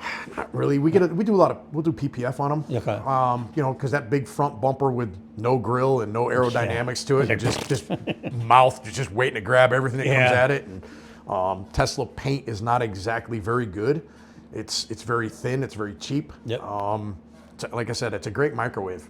It's a horrible car. Yeah. So everybody that's on a Tesla wagon, I'm sorry. Yes, they're quick. That's cool. Yeah. I watched that. There's that whistling diesel or whatever it is guy. With the Cybertruck. Yeah, he tore it apart. He grabbed it and pulled it, and it was just like two-sided tape on the whole top. Yeah. That's scary. Of course, on the flip side, you can't blow one up too soon. But I don't know. I tell you what, I was watching yesterday, right down the rabbit hole with conspiracy theories on that. Mm-hmm. He was dead before he got there, and and we'll leave that for everybody. Yeah. That would be the best podcast because they were. Well, one thing I was really confused. I said this earlier today is like, so they're saying he had all this top secret clearance, like very rarely bad, all that type of stuff, but then he drives the Cybertruck in a crazy route to get from point A to point B, but stops at charging stations with cameras at every stop. None of it adds up. No. I won't take us too far down the rabbit hole, but I did watch a little bit of a podcast, pieces of it, and there's a guy in there that received a letter from him. He's in the military as well. That's the one I was watching, yeah. So he was basically saying, there's all this shit going on, but nobody's going to listen. And I almost, again, conspiracy, reading between the lines, I almost feel like the Cybertruck was chosen on purpose. It was filled with something that wouldn't totally take a whole neighborhood down. And it was more of a, nobody's paying attention to me. Wake up. Yeah. Maybe you will now. Yeah, and it's weird because it sucks when you get older because you think about your grandparents or whatever and parents, the way they would talk about society and things that happen, and now you're seeing it, and then you're like, when nothing adds up, and what he was saying with like China and the drones coming out of the water and all this other stuff, and you're like, it seems so far-fetched, but is it? You look at the shit that's going on now, and like, my father's old Vietnam, and he would tell you that then they could tell you what packs you were smoking of cigarettes from a satellite. Yeah, in the 70s. Yeah, and as a kid, you go, "That's crazy." Yeah, and now you go, "Oh, maybe not." Yeah, I probably perceive myself to be pretty crazy at times for the things that I think they're doing, but lack of trust in the government is high right now, I think, amongst most Americans. Yeah. Oh my God. Justin Trudeau just resigned from Canada. So, I mean, the world is changing. Yeah. Trump's going to be our new president. Trudeau resigned. Yeah, usually when people 2025 is going to be interesting. Yeah, it's going to be crazy. It was funny because I heard Trump say that too. He's like, he goes, what's weird this time, everybody wants to be my friend. You're like, oh boy. Man, most anybody. Yeah. Oh my God. We'll hope to have some good years ahead of us. Be interesting. But anyway, So you're doing regular detailing too? Yeah, not really. Just trying to stay out of the inside of the car. Okay. I don't generally like to get inside the cars. Yeah. That gets a little dirty. Yeah. if you would. I'd like to say that we are specialists on everything exterior. Nice. So paint correction, tint your windows, make it look cool. Oh, you do window tinting too? I outsource it. Okay. So I have a group of friends of mine that do window tinting for a living, and Yep. they are mobile. So they'll come to the shop. I'll set up a couple But of the cars. customer comes to you, just deals with Yeah. you, and it's one shot, and he's someone they could trust. And That's really the whole goal of my shop, was to give. I grew up around a friend of mine that owned a shop, body shop, and people would come into his shop all the time because they trusted him. And it didn't matter if it was body shop related or something else. They would come in. Hey Joe, Yeah. you know anybody that can do this? Hey Joe, you know anybody that can do this? Because he was trustworthy to some Yeah. to that extent of like they trusted what he was going to tell them. Yep. So that was always been my goal when I opened up my own brick well, and you got mortar that, but was- you also have the fact that which is super important is 28 years, whatever, in the business, dealing with all these people. You know everybody, and like I know certain people you'll hear bad things about, whether they're right or wrong, because gossip's bullshit. But you don't want to push people to. But then you do know the people who like I've got people I've known for 30 years in the business who I've never ever heard anything but great things about. Right. And it takes someone in the business to know that, and that's what you are. Yeah, you want to be. If I'm going to send somebody somewhere, I want to know that that person's not coming back and be like, "What an asshole." Yeah. I don't want that. I have a handful of body shops that I deal with. Yep. All really good people, different areas. So if you call me up and I go, "Hey, that's really of a body shop," and they go, "Do you have any suggestions? Where are you located?" Yep. "Oh, I'm in Meriden. I'm in Bristol. I'm in Southington." "Yeah, I've got a shop for you." "I'm in West Hartford." "Yeah, I got a shop for you." And I've kind of set myself up so that I can send people to certain places. And on the flip side, I can also divide it down to what's your price range? Are you somebody that needs it fixed, but don't necessarily have all the money or an insurance policy that's going to take care of this? I got a shop. I can send you to a shop as well. Yep. It doesn't have to be cream of the crop, top of the line guy that's going to make it brand new. Yeah. You get some people that are just like, "Man, I just need it to look better." Yeah. Recommendation at that point, let's find you a used door or a used fender and just get it swapped out for you. And I have a shop that's really good at sourcing used parts. So I send them there. Nice. Just try to accommodate people. And the hardest part in this industry, after being in it for so long, is just reading people. You have to be a chameleon. Yeah, you do. My daughter worked for me this summer periodically. She's 15. She wanted a job. I said, "Come work with me."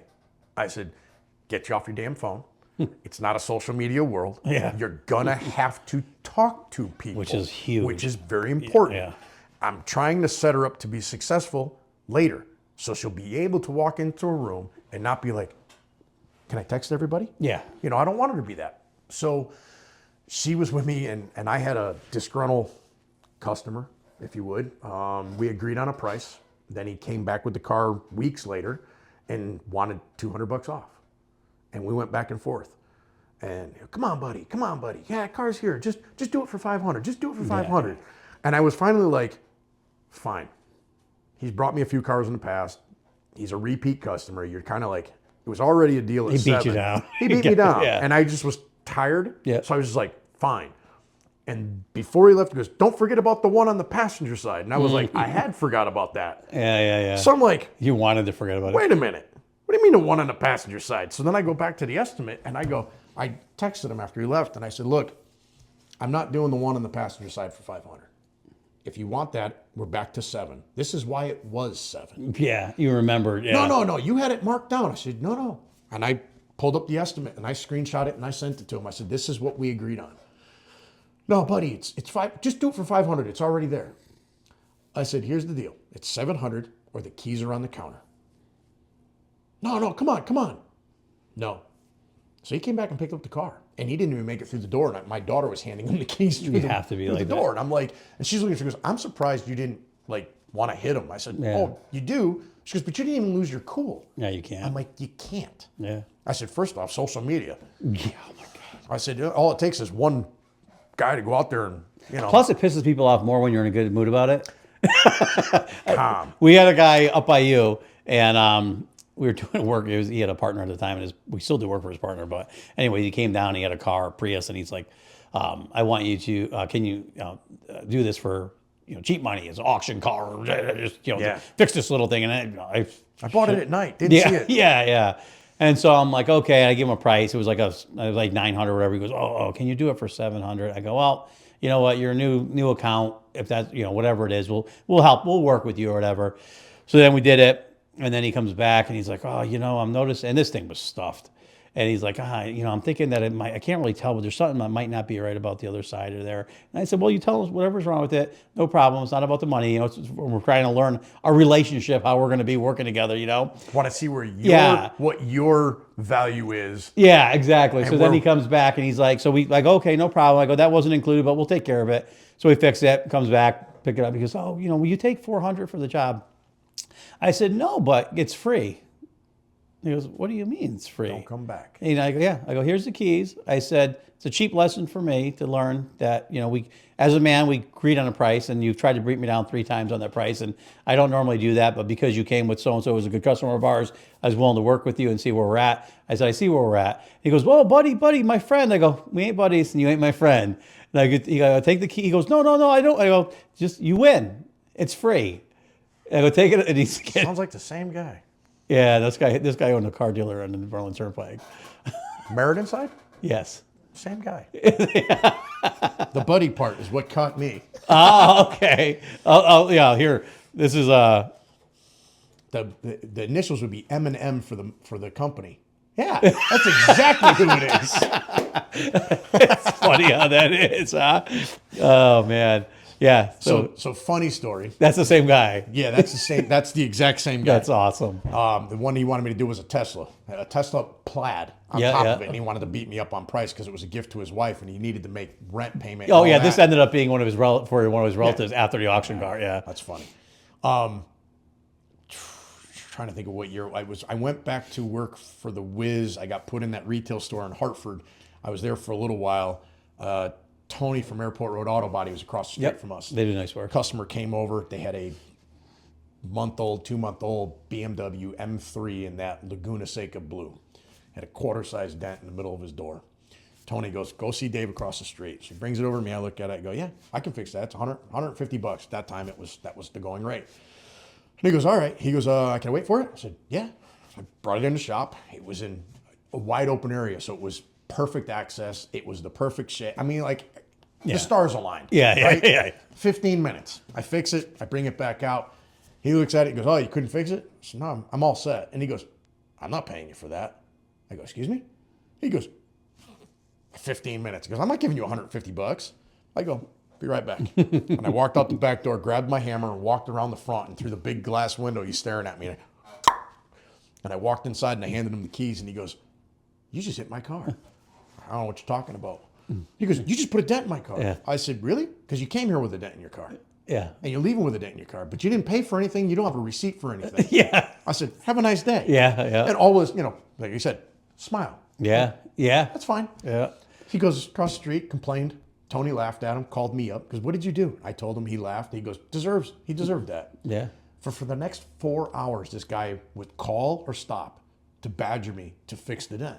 So finally he comes back in. I go, you want me to fix it? It's $300. $300? It was $150 the first time. I got to do it twice. We already know I can fix it. Yeah. So he's like, fine. Pulls out his credit card. I said, no, we don't take that. Yeah. You go to the ATM up the road while I fix it. Yeah. We know I'll be done before you get back. Yeah, he came back, he paid me, and it was a hard lesson for him. And he just was like, this is just bullshit. And I said, the $150 is because I know what I'm doing. Yeah. I can do it in 15 minutes. I said, I can call somebody else that'll take 2 hours. Yeah. Makes it feel better. But, I said, but ideally, you had a convenience factor. People don't want to pay you for your experience. You are getting paid. You're paying me to do a service, and you can go on about your day. Yeah. You know who I get less resistance from? Women. You know why? They saw the value in the fact that they get to go on about their day. Instead of sitting in my shop. Yeah. No one wants to hang out. You do it for guys, and guys start to do the math, and they're like, well, wait a minute, I was here for 30 minutes. He charged me $300. Holy crap. Yeah. It's fun. I love it's funny. We had that about a month ago. The guys, if you ask the guys here, they were going to walk over to the other building, and they heard me with the customer, and all they heard was, I can put the dent right back in it. It was actually for that guy's old partner, a great customer of ours, and he's like, one of the only guys he worked with, they came off and said that they were friends of his and could you help them out? And it turns out they don't even know each other, just like the whole thing. And then you do a miracle for them, and you're like, oh, whatever. But I did have a seat we did for a guy, and it was hilarious because everybody warned me about this guy. They said, listen, he's not going to want to pay. He's always going to beat you down. I said, no, whatever. So he comes in, and now he's building this beautiful hot rod and all the magazines and all this other stuff. So he goes, how much to do a bench seat? And I'm like, back then, I go, well, pickup truck seat, no armrest, and vinyl, $550 for a seat cover. If you want something decent, you're probably looking at like $1,000. A lot of our hot rod seats are like $2,500 to $3,500 back then. And so he's like, oh, $500 seems kind of high. I'm like, right to the cheapest one. So I go, whatever. I said, is it a pickup truck or a hot rod? You're building this in a magazine vehicle. And he's like, oh, no, just do the cheaper one. I'm like, okay. So I went and I did a lot nicer, way nicer than he should have. And the guys are like, you know what? When this guy comes, he's going to try to beat you down. And I said, no, whatever. It is what it is. Put a knife right through it if I have to. Yeah. So he comes up and he's like, how much? And I said, you wanted the cheap one. I said, I couldn't give, knowing the car's that good. I did a lot. He goes, oh yeah, it looks really nice. He goes, will you take $400 for it? I go, nope, but the job's free. Which when you hear me say that, run. So he goes, free. He gets all excited. Yeah, don't ever come back. I cut the cover off of it. That was it. Threw it in the garbage. That was it. Done. And then it was funny because years later, he went and he was working with another upholstery shop. And then he came up here and he's like with a hot rod with half the interior done. And I'm like, oh, who did this? And he goes, oh, this place out of Waterbury. I go, they did a beautiful job. Why don't you let them finish it? He goes, oh, they were giving me the runaround. I go, you probably weren't paying them. And I said, you really should go back to them. And he was like, he didn't know what to do. And I was like, let's get out of here. Yep. They're crazy. Yeah, no, they don't. Something about being your own business owner. Yeah. Sometimes you get more gratitude out of that than it's easier than getting really mad and angry. Yeah, you can't. It's hard. And you can't even get mad. I got one. Customer sent me a picture. Fender was hanging off the car. Bumper wasn't attached anymore. He said, hey, what can you do with this? Nothing. Take it to a body shop. No, I just need it rolled out. I just need it to look a little better. I'm not interested. I don't need my name on that. Yeah. You don't get it. It needs a fender. It needs a bumper. It had all the tabs. Everything was broken. And he goes, no, man, you can just. I said, I'm not interested. I leave that night. I meet some friends. We go into the bar. I have a shot of tequila and a beer. And my phone goes off, and I look down, and it's my email, and it pops up and says, you have a new review. And I click on it. 1 star. We'll only fix the easy stuff. Doesn't even try.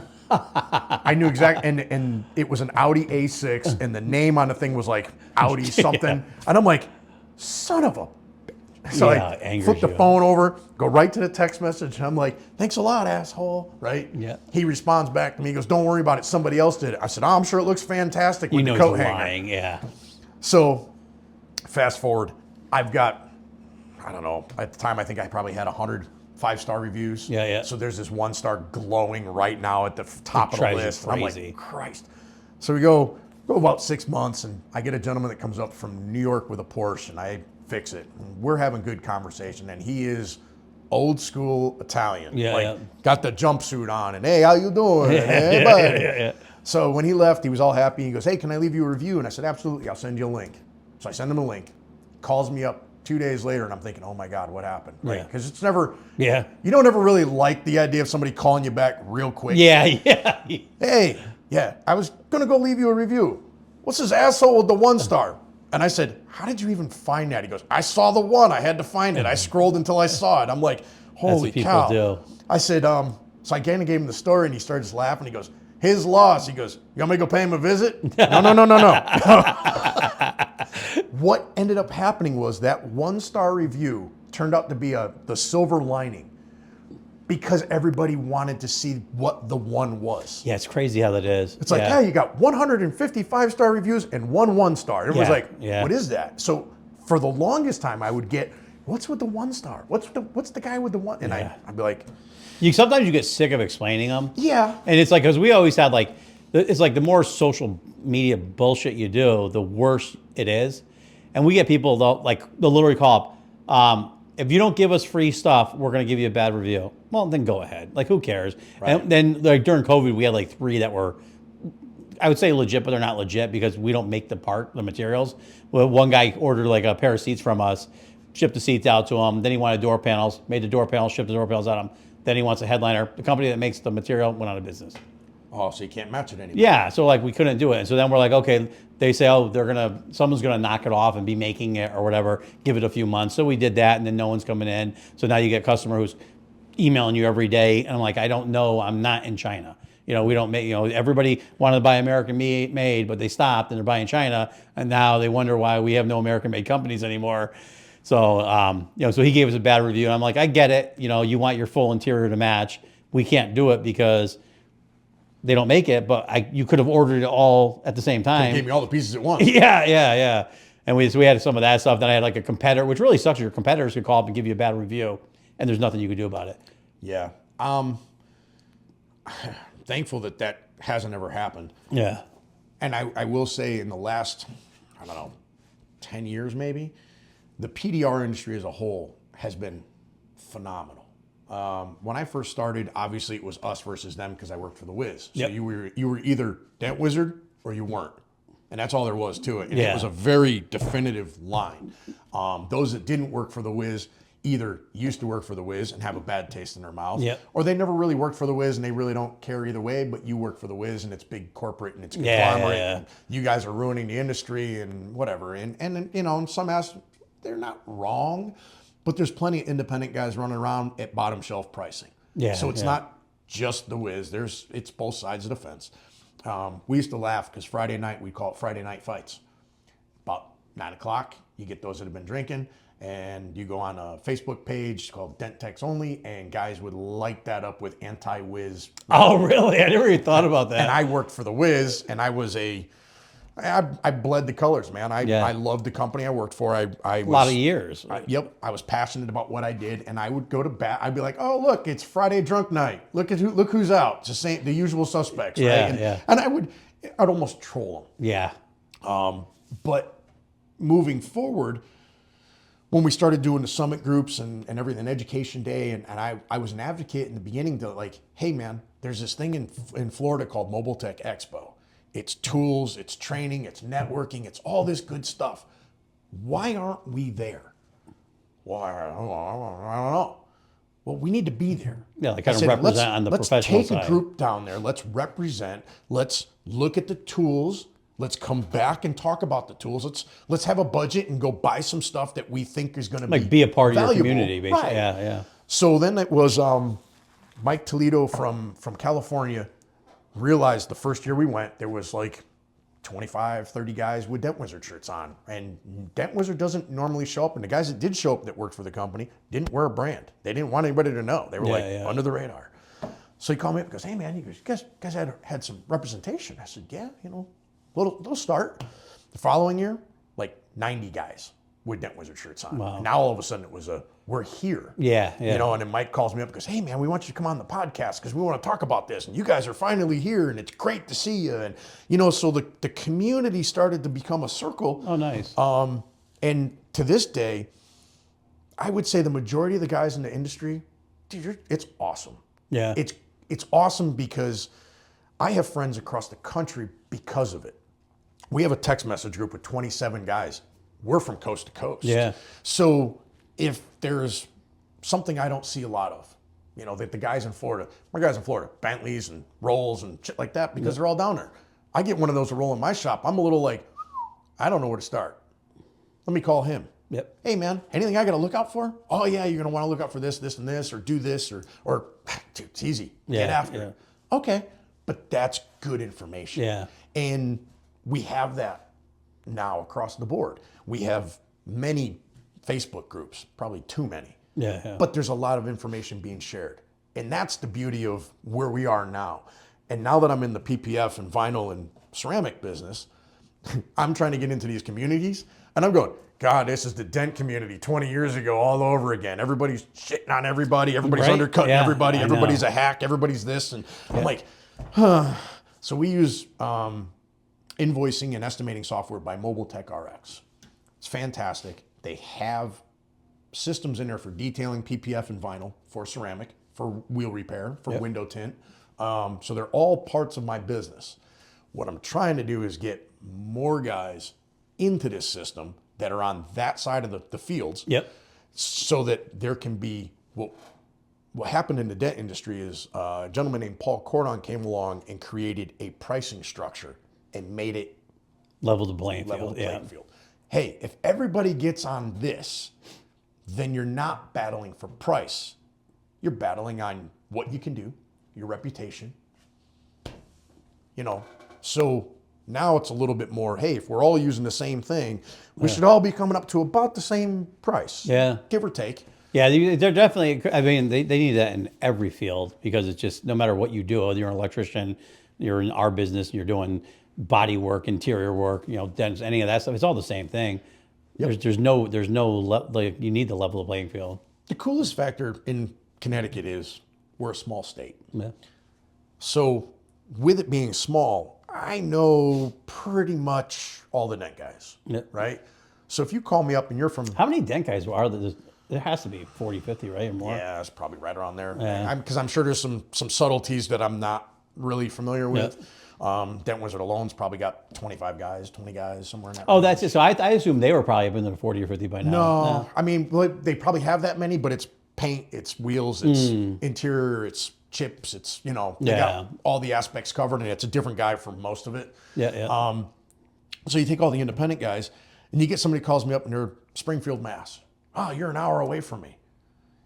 This is the coolest thing. Hey, I'm an hour ride. If you're not looking to drive an hour, there's this guy who's in Enfield. Yep. And he's closer to you. Or this guy's Like in, network together. Yeah. yeah. And you know how many customers go, so you're willing to give up work for, and I'm like, look, man, I said, I'm in people business. Yeah.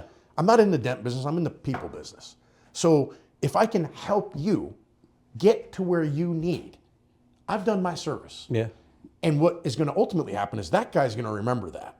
You know, guys down in, guy that drove to me was in my area, he had a Tesla, it was in an accident, insurance company totaled it, he bought it back because he didn't think it was that bad. He's showing me pictures of the fender. I'm like, it's fixable. Can you bring it here? Oh, yeah, you're like an hour away. I said, here. And I screenshot and sent them another technician. And he goes, you're willing to just, I said, that's the beauty of this, because that guy will do that for me. If you call from this area, He's gonna be like, hey man, I can drive there, but you have Dave 5 minutes from you. Danbury, Danny Espinal, going back to him. Yep. He's a Danbury. Guy calls from Hartford, he goes, go to Connecticut Dent Worx. Yeah. Guy calls me from Ridgefield, he go see Danny. So, you know, Yeah. and I usually lay it out like, you can drive to me, I'd be more than happy to accommodate you. But you have a guy 5 minutes from you. Like you look at both sides of the thing. So like I agree. Like fun thing when you're talking about Dent Wizard, when I worked for them as a kid, I thought it was a great company. I had zero problems with them. The people were great people, and all that stuff. But as a consumer wanting to get work done, me personally, I don't. If you're going to you don't know who's showing up your place. Right. So now if I go to your place, people know you, they know you care, and they could trust you and say, hey, if you're not in the area and this technician is good, you're going to tell them it's good, because you don't want to give someone a bad, like we do. No, and that goes back to the whole, like with my body shops. I'm not going to give you somebody that is just a body. Yeah. I'm telling you where to go because I know the guy's fit the capable bill, of doing yeah. the work. You know, one of my proteges from Dent Wizard went on his own. He's in the Milford, New Haven area. I get people that call me up from that general all the time because my advertising hits the New Haven County, Hartford County, Middlesex County. Yep. So if they call me up and they're more on his side, farther past, I'm like, hey, you can always go here. Call him. Yep. I said, if that doesn't work for you, come on up. Yeah. I try to make it a choice. You know, people are like, well, is he any good? I'm like, I trained him. And that usually is, you know, Yeah. for James, that's usually a selling, you know, for people like, oh, you trained him? Okay, I trust you. I've seen your reviews. Yeah. If you say he's good, then I'll go there. If you don't want to go there and you want to drive the hour, I have a waiting room. Let's set up some time. Send me some pictures ahead of time so I got an idea of how much time you're gonna need so I can block that. Yep. But if you show up and you're like, yeah, it's just a little dent, and I look at it and go, yeah, I need 4 hours. I'm sorry you drove an hour. You're coming back. I'm not doing it today. Yeah. So, but yeah, that comes back to the networking, and I think that's the most important part of it. I wish a lot more industries would do that. Well, it's funny because when you say that, it's the same thing on every industry because like when I used to run one of the classic soft trims where you do like leather interiors, right? And they're a big company. And what was great about them, they're similar to Dent Wizard, except for Dent Wizard was a better company, I thought, when I worked there. But they have a bigger network. So like when Joe Schmo gets in the 2025, Mercedes and finds out that this wire blows an airbag, everybody knows within 1 second. Whereas an independent shop, you don't know that. Right. And you don't get the volume of like, in one territory, they might do all Land Rover. It's just huge 4x4s. And another one in Florida, they're doing all Porsches. So having that network is really good. And when you're by yourself, you don't.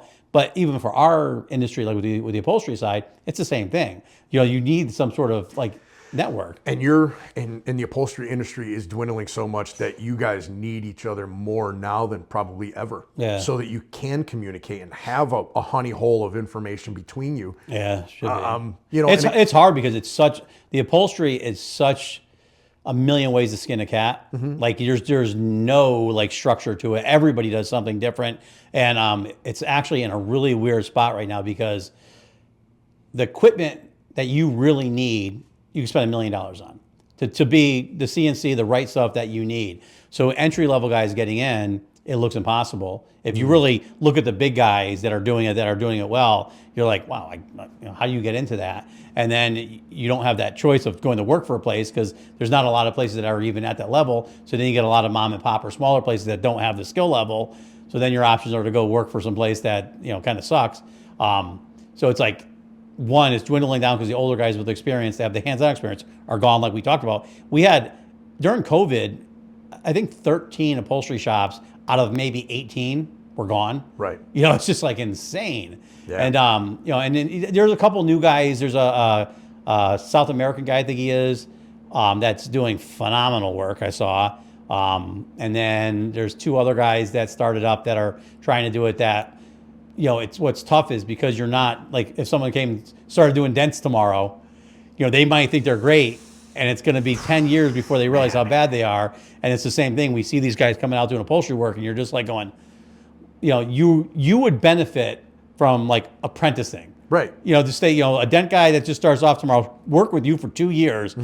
And realize how much you have to learn. And it's the same thing with the upholstery guys. You see these guys, you're like, they would have been smarter to apprentice with someone. But anyways, the problem now is everybody's got their own agenda. And it really comes down to a trust factor of bringing somebody on, giving them your knowledge, hoping he's going to hang around. Yep. And they don't, most cases. And just the shitty part of it is, for me, on that aspect, is every single person that we trained that got to that point that could have been someone tries to go off on their own. Every single one of them failed. Not one of them has done it.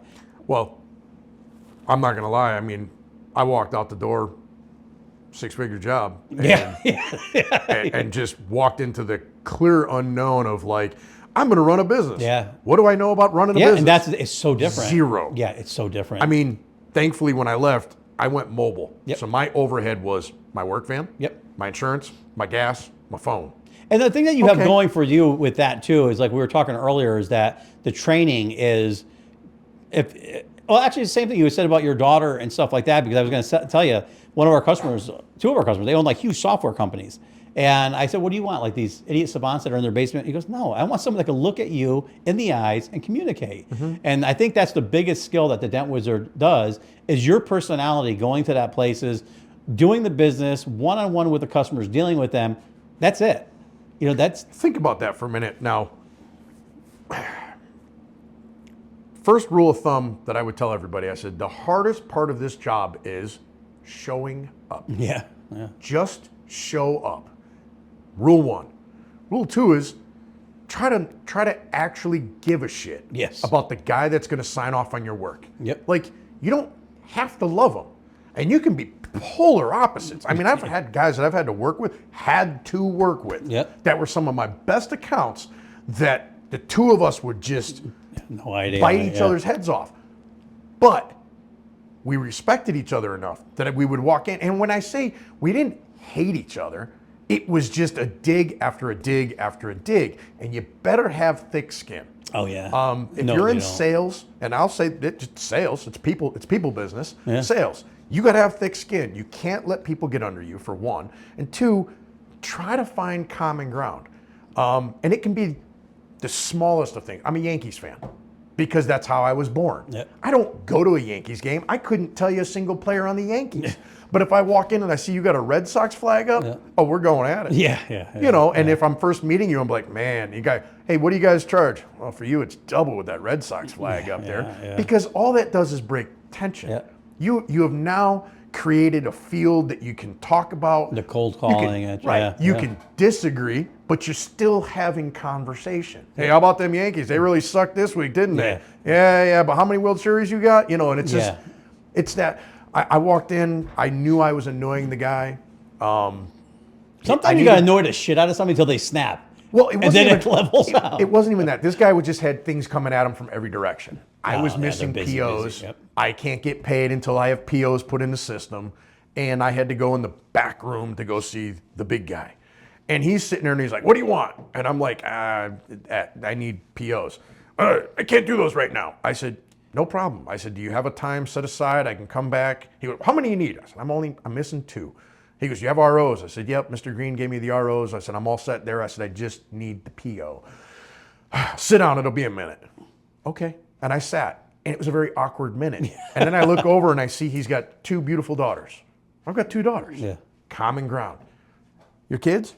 Yeah. How old are they? Well, those pictures are years ago. They're this age and this age now. Got any kids? Yeah, I got 2 daughters. Well, so you got any advice? Because mine are way younger. And he just started laughing and goes, ha, hold on to your wallet. You know, and that turned into, so the next time I needed POs, I walk in, hey, Dave, what's up? I need a couple POs. Yeah, come on in, sit down. Yeah. One of my other favorite stories is when I first started was Shaker's Lincoln Mercury in Watertown on Straits Turnpike. I walked in, an old man Shaker. When you came through the front door, he was in the right, and it was a dark ass corner of the dealership. Like, and he looked, he looked like Lurch sitting in there. It was like desk with the little, the old school desk lamp with the green top and the brass. I could see it like visually, and he'd just be sitting back there. And I'd walk in and I'd see Tom, and Tom would give me my work, and I'd leave. And I started walking in and I look over and it just, I don't know why it came over me one day. I walked in, I go, hi, Smiley. And he just looked at me and nothing. So this goes on for months. And I walk in and Tom's not in one day. And I had walked in, I go, hey, Smiley. And I keep on going and he goes, Tom's not here. Oh, fuck. Now what do I do? So I turned around and said, okay, I guess I'll be back next week. He goes, come over here. Okay. And I walk over and I got my little clipboard with my notes of what's out there. And he goes, what's Tom usually do? I said, well, he usually looks at the stock numbers, make sure they're new units. And if they are, he usually has me fix them. He's looking at my list and he goes, why do you always call me Smiley? I'm like, I said, because one of these days, maybe you'll actually smile. And he goes, huh. I said, there it is. Right? And he looks at it, he hands it back to me, he goes, fix them. So now I come in following week. What's up, Smiley? Hi, Dave. Yeah. You know, it's just I don't know how you get to that, because it's funny because every good contact I've made is that way. Like when we're doing motorcycle seats, I go to the bike shows. I see this one shop, Steve used to own 4 Horsemen motorcycles. And, you know, back when I was thinner, I was always just short and little guy. And Steve's a big dude, biker dude. And it was funny. And like, even though I grew up around all that stuff, you're still a little guy in a big guy's world. Little guy, man. Yeah. I remember I walk in and I'd see his stuff and I'd go to the store and ask him, and he's always never had time for me or whatever. And so finally I'm like, what do you got to lose? So we're at a bike show and he's sitting there and I go, Steve. And he doesn't even, like, I don't think he even remembers who the hell I am, you know? I go, for the love of God, just let me, I cannot look at your fucking bikes anymore. They look so stupid. I go, you're building these nice bikes. This seat looks like dog shit. I go, let me do it for free just because I can't look at it anymore. He looks at me like he was going to kill me. I go, oh, I think I might have done it this time. You know? I'm like, he goes, be at my shop 9:30 tomorrow morning. 10, 20 bikes a week, every week after that. You know, it broke the ice. What was the other one? I was thinking Dent Wizard, because I always get Dent Wizard and Classic Soft from back in my history combined. But this one time we were going to do sales and I just got the job and it was the worst. Like Luckily, the guy Randy was an awesome dude. You know, like his suit literally was worth more than my house. And like I just closed my shop down, I got the job. I had no money. Everything was wrong. So I had this S10 pickup truck that was a piece of shit. You know, and I'm like, I know I got to get a new one, but you know, when you work on cars, you never work on your own shit. So every trade has that problem. yeah. So you know, my first day, he interviews me. My first day, it was funny because my wife, every time I'd come home, I'd always wake my son up and hold him. We watch TV, you know. So she would get mad at me because she didn't get attention. So I had the remote. She grabs the remote and I go, give me that. And I snapped and grabbed it. And I think I must have grabbed her wrist. So and I used to have this big mole. Scraped it right off. It was hanging off, and I had so next day I have to go to this job interview with Randy, and I'm sitting there. And we get through the whole thing, and you know it works out to be a good. You know, someone's a good dude. You're like, it just worked out good. But meanwhile, you feel awkward because you know you got something going on. Yeah. And so he goes, hey Ed, before you go, no means no. I was like, you're like, fuck you, you know. And so, anyways, he hires me. So he goes, I'm coming out. I think it was like next week. You and me, we're going on the road. We're going to do sales. He goes, pick me up at his hotel. So I pick him up in the S10. And you know, no exhaust, rust everywhere. Just a piece of shit. And so he gets in. He's like, I got an Armani suit. My suit is worth like $5,000. This thing's a $300 truck. And you're bringing me to dealerships to represent our company. This is not good. I know, Randy. I said, I'm going to get a car. I'll get this taken care of. Don't worry about it. So we go to a dealership, and he's like, park this piece of shit behind. I don't want anybody to see this chunk, right? So I'm feeling like that big. Right. And so like, we're going in there. Now and I look like, you know, I just stole my father's suit, you know, nothing. And he's like perfect, you know, making like, he's making like $500,000 a year back then. And so I'm like, this guy is everything. So we go to all these places, and every time, park in the back, just breaking my balls. So we get down to this, I think it was a Subaru dealer down in Brantford.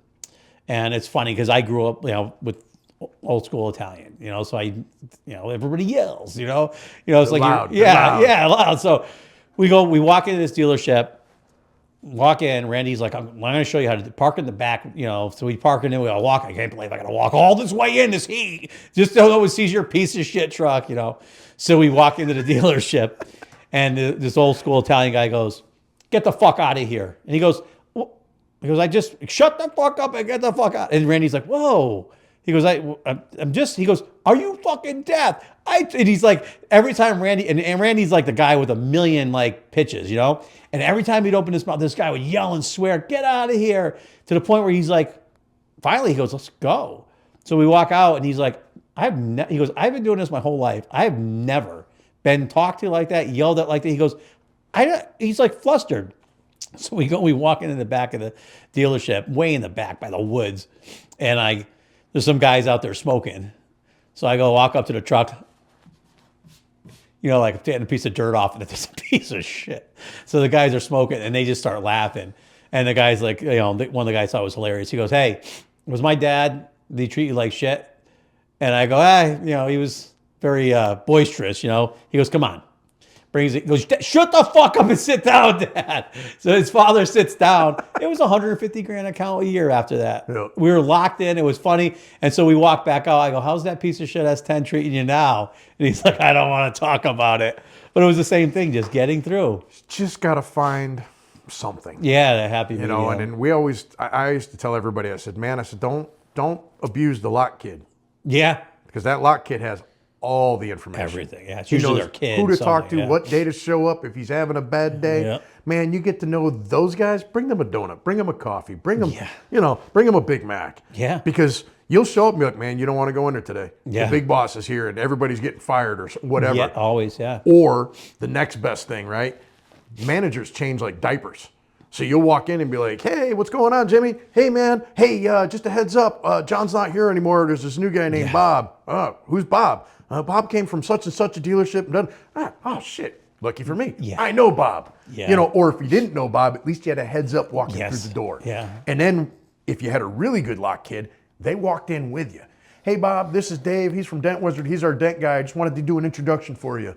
It's funny. I just went through that with our old salesperson. He walks in with the suit, walks right up to the general manager, and right in his face and starts talking to him.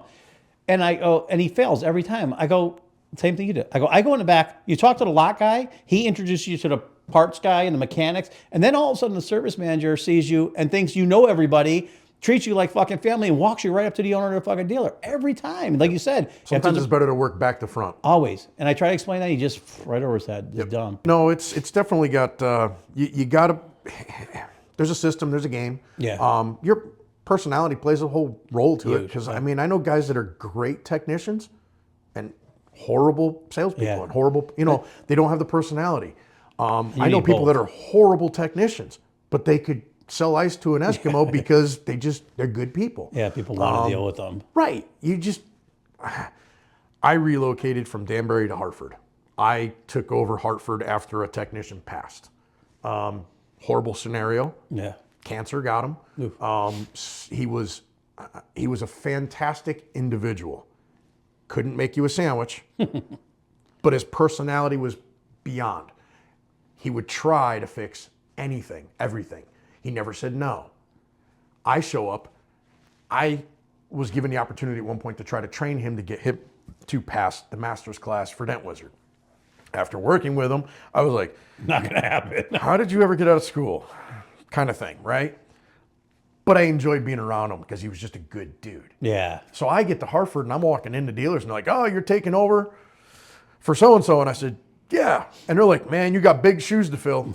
My first thought was, I am going to run circles around you. Like, you have no idea what I'm capable of. You've never had repairs as good as I'm going to give you. Yeah. And then I learned real fast they weren't talking about the repairs. They don't even care. They didn't care. Yeah.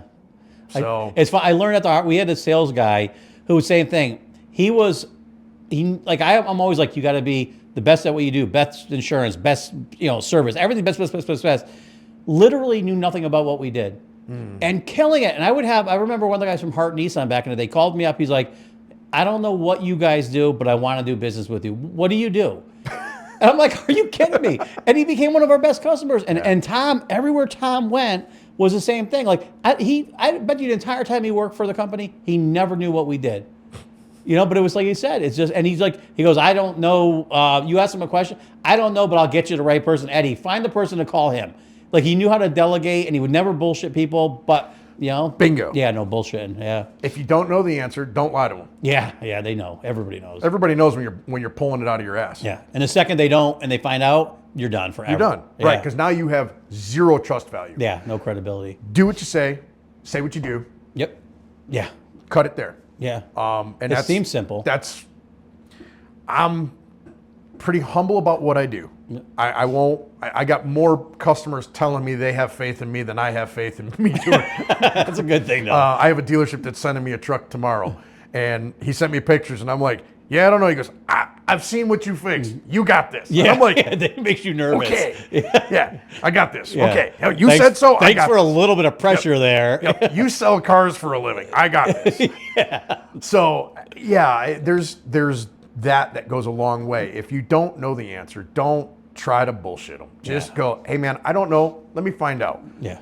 Go find out. Yeah. And get back to them. It's like the perfect sales lead back into doing it. Just do the right thing, and you have an opportunity to dazzle people. Correct. Yeah, it's crazy. You come back with information. Yeah. People don't even expect you to come back. Yeah. So when you come back with the information, you already won. Yeah. And it's funny because you see so many salespeople looking for an opportunity to talk to someone, and 90% of the time, they give you the opportunity because they just want that right answer, but then they fumble it. Yep. Yeah, it's crazy. Yep. Come on back. Yeah. When you got the information. Yeah. Okay. Yeah, You so come back. crazy. You got the information? Yes. Yeah. I love when they come back and they forgot to get the information. Yeah. Oh, I didn't. Yeah. That was every one of our sales managers Nail for it Dent in the Wizard. coffin. Nail that coffin shut. I love I used to get the 911s from one of our sales managers. Hey, they got this going today. You got to go do it right now. Yeah. And then you get there and they go, about fucking time you got here. And I go, what are you talking about? Man, I called him last week. Yeah. I hate when they do that. Man, Yeah. this would have been really easy if he told me last week and I had days to get here. Or they want to come in and dazzle the guy by lying to you to get you to come do something instantly to make themselves look good. Oh, yeah. So you're screwing up your schedule, running around like a madman. Yeah. I hate that. How come stuff. you didn't bill any money today? Well, you had me running across the city. Yeah. It's crazy. I was doing 911 calls today. The first day on the job, I literally had a guy from California call me up in my industry, and he was doing a podcast. Yeah. And he goes, hey, man, I want you on. It was like the day before, and I was like, when? He goes, tomorrow. And I'm like, okay, it's Monday. And he goes, yeah. He goes, it was 11 a.m. or something like that. I said, can we make it at noon? And he goes, why? I said, well, I'll be taking lunch. And he goes, okay.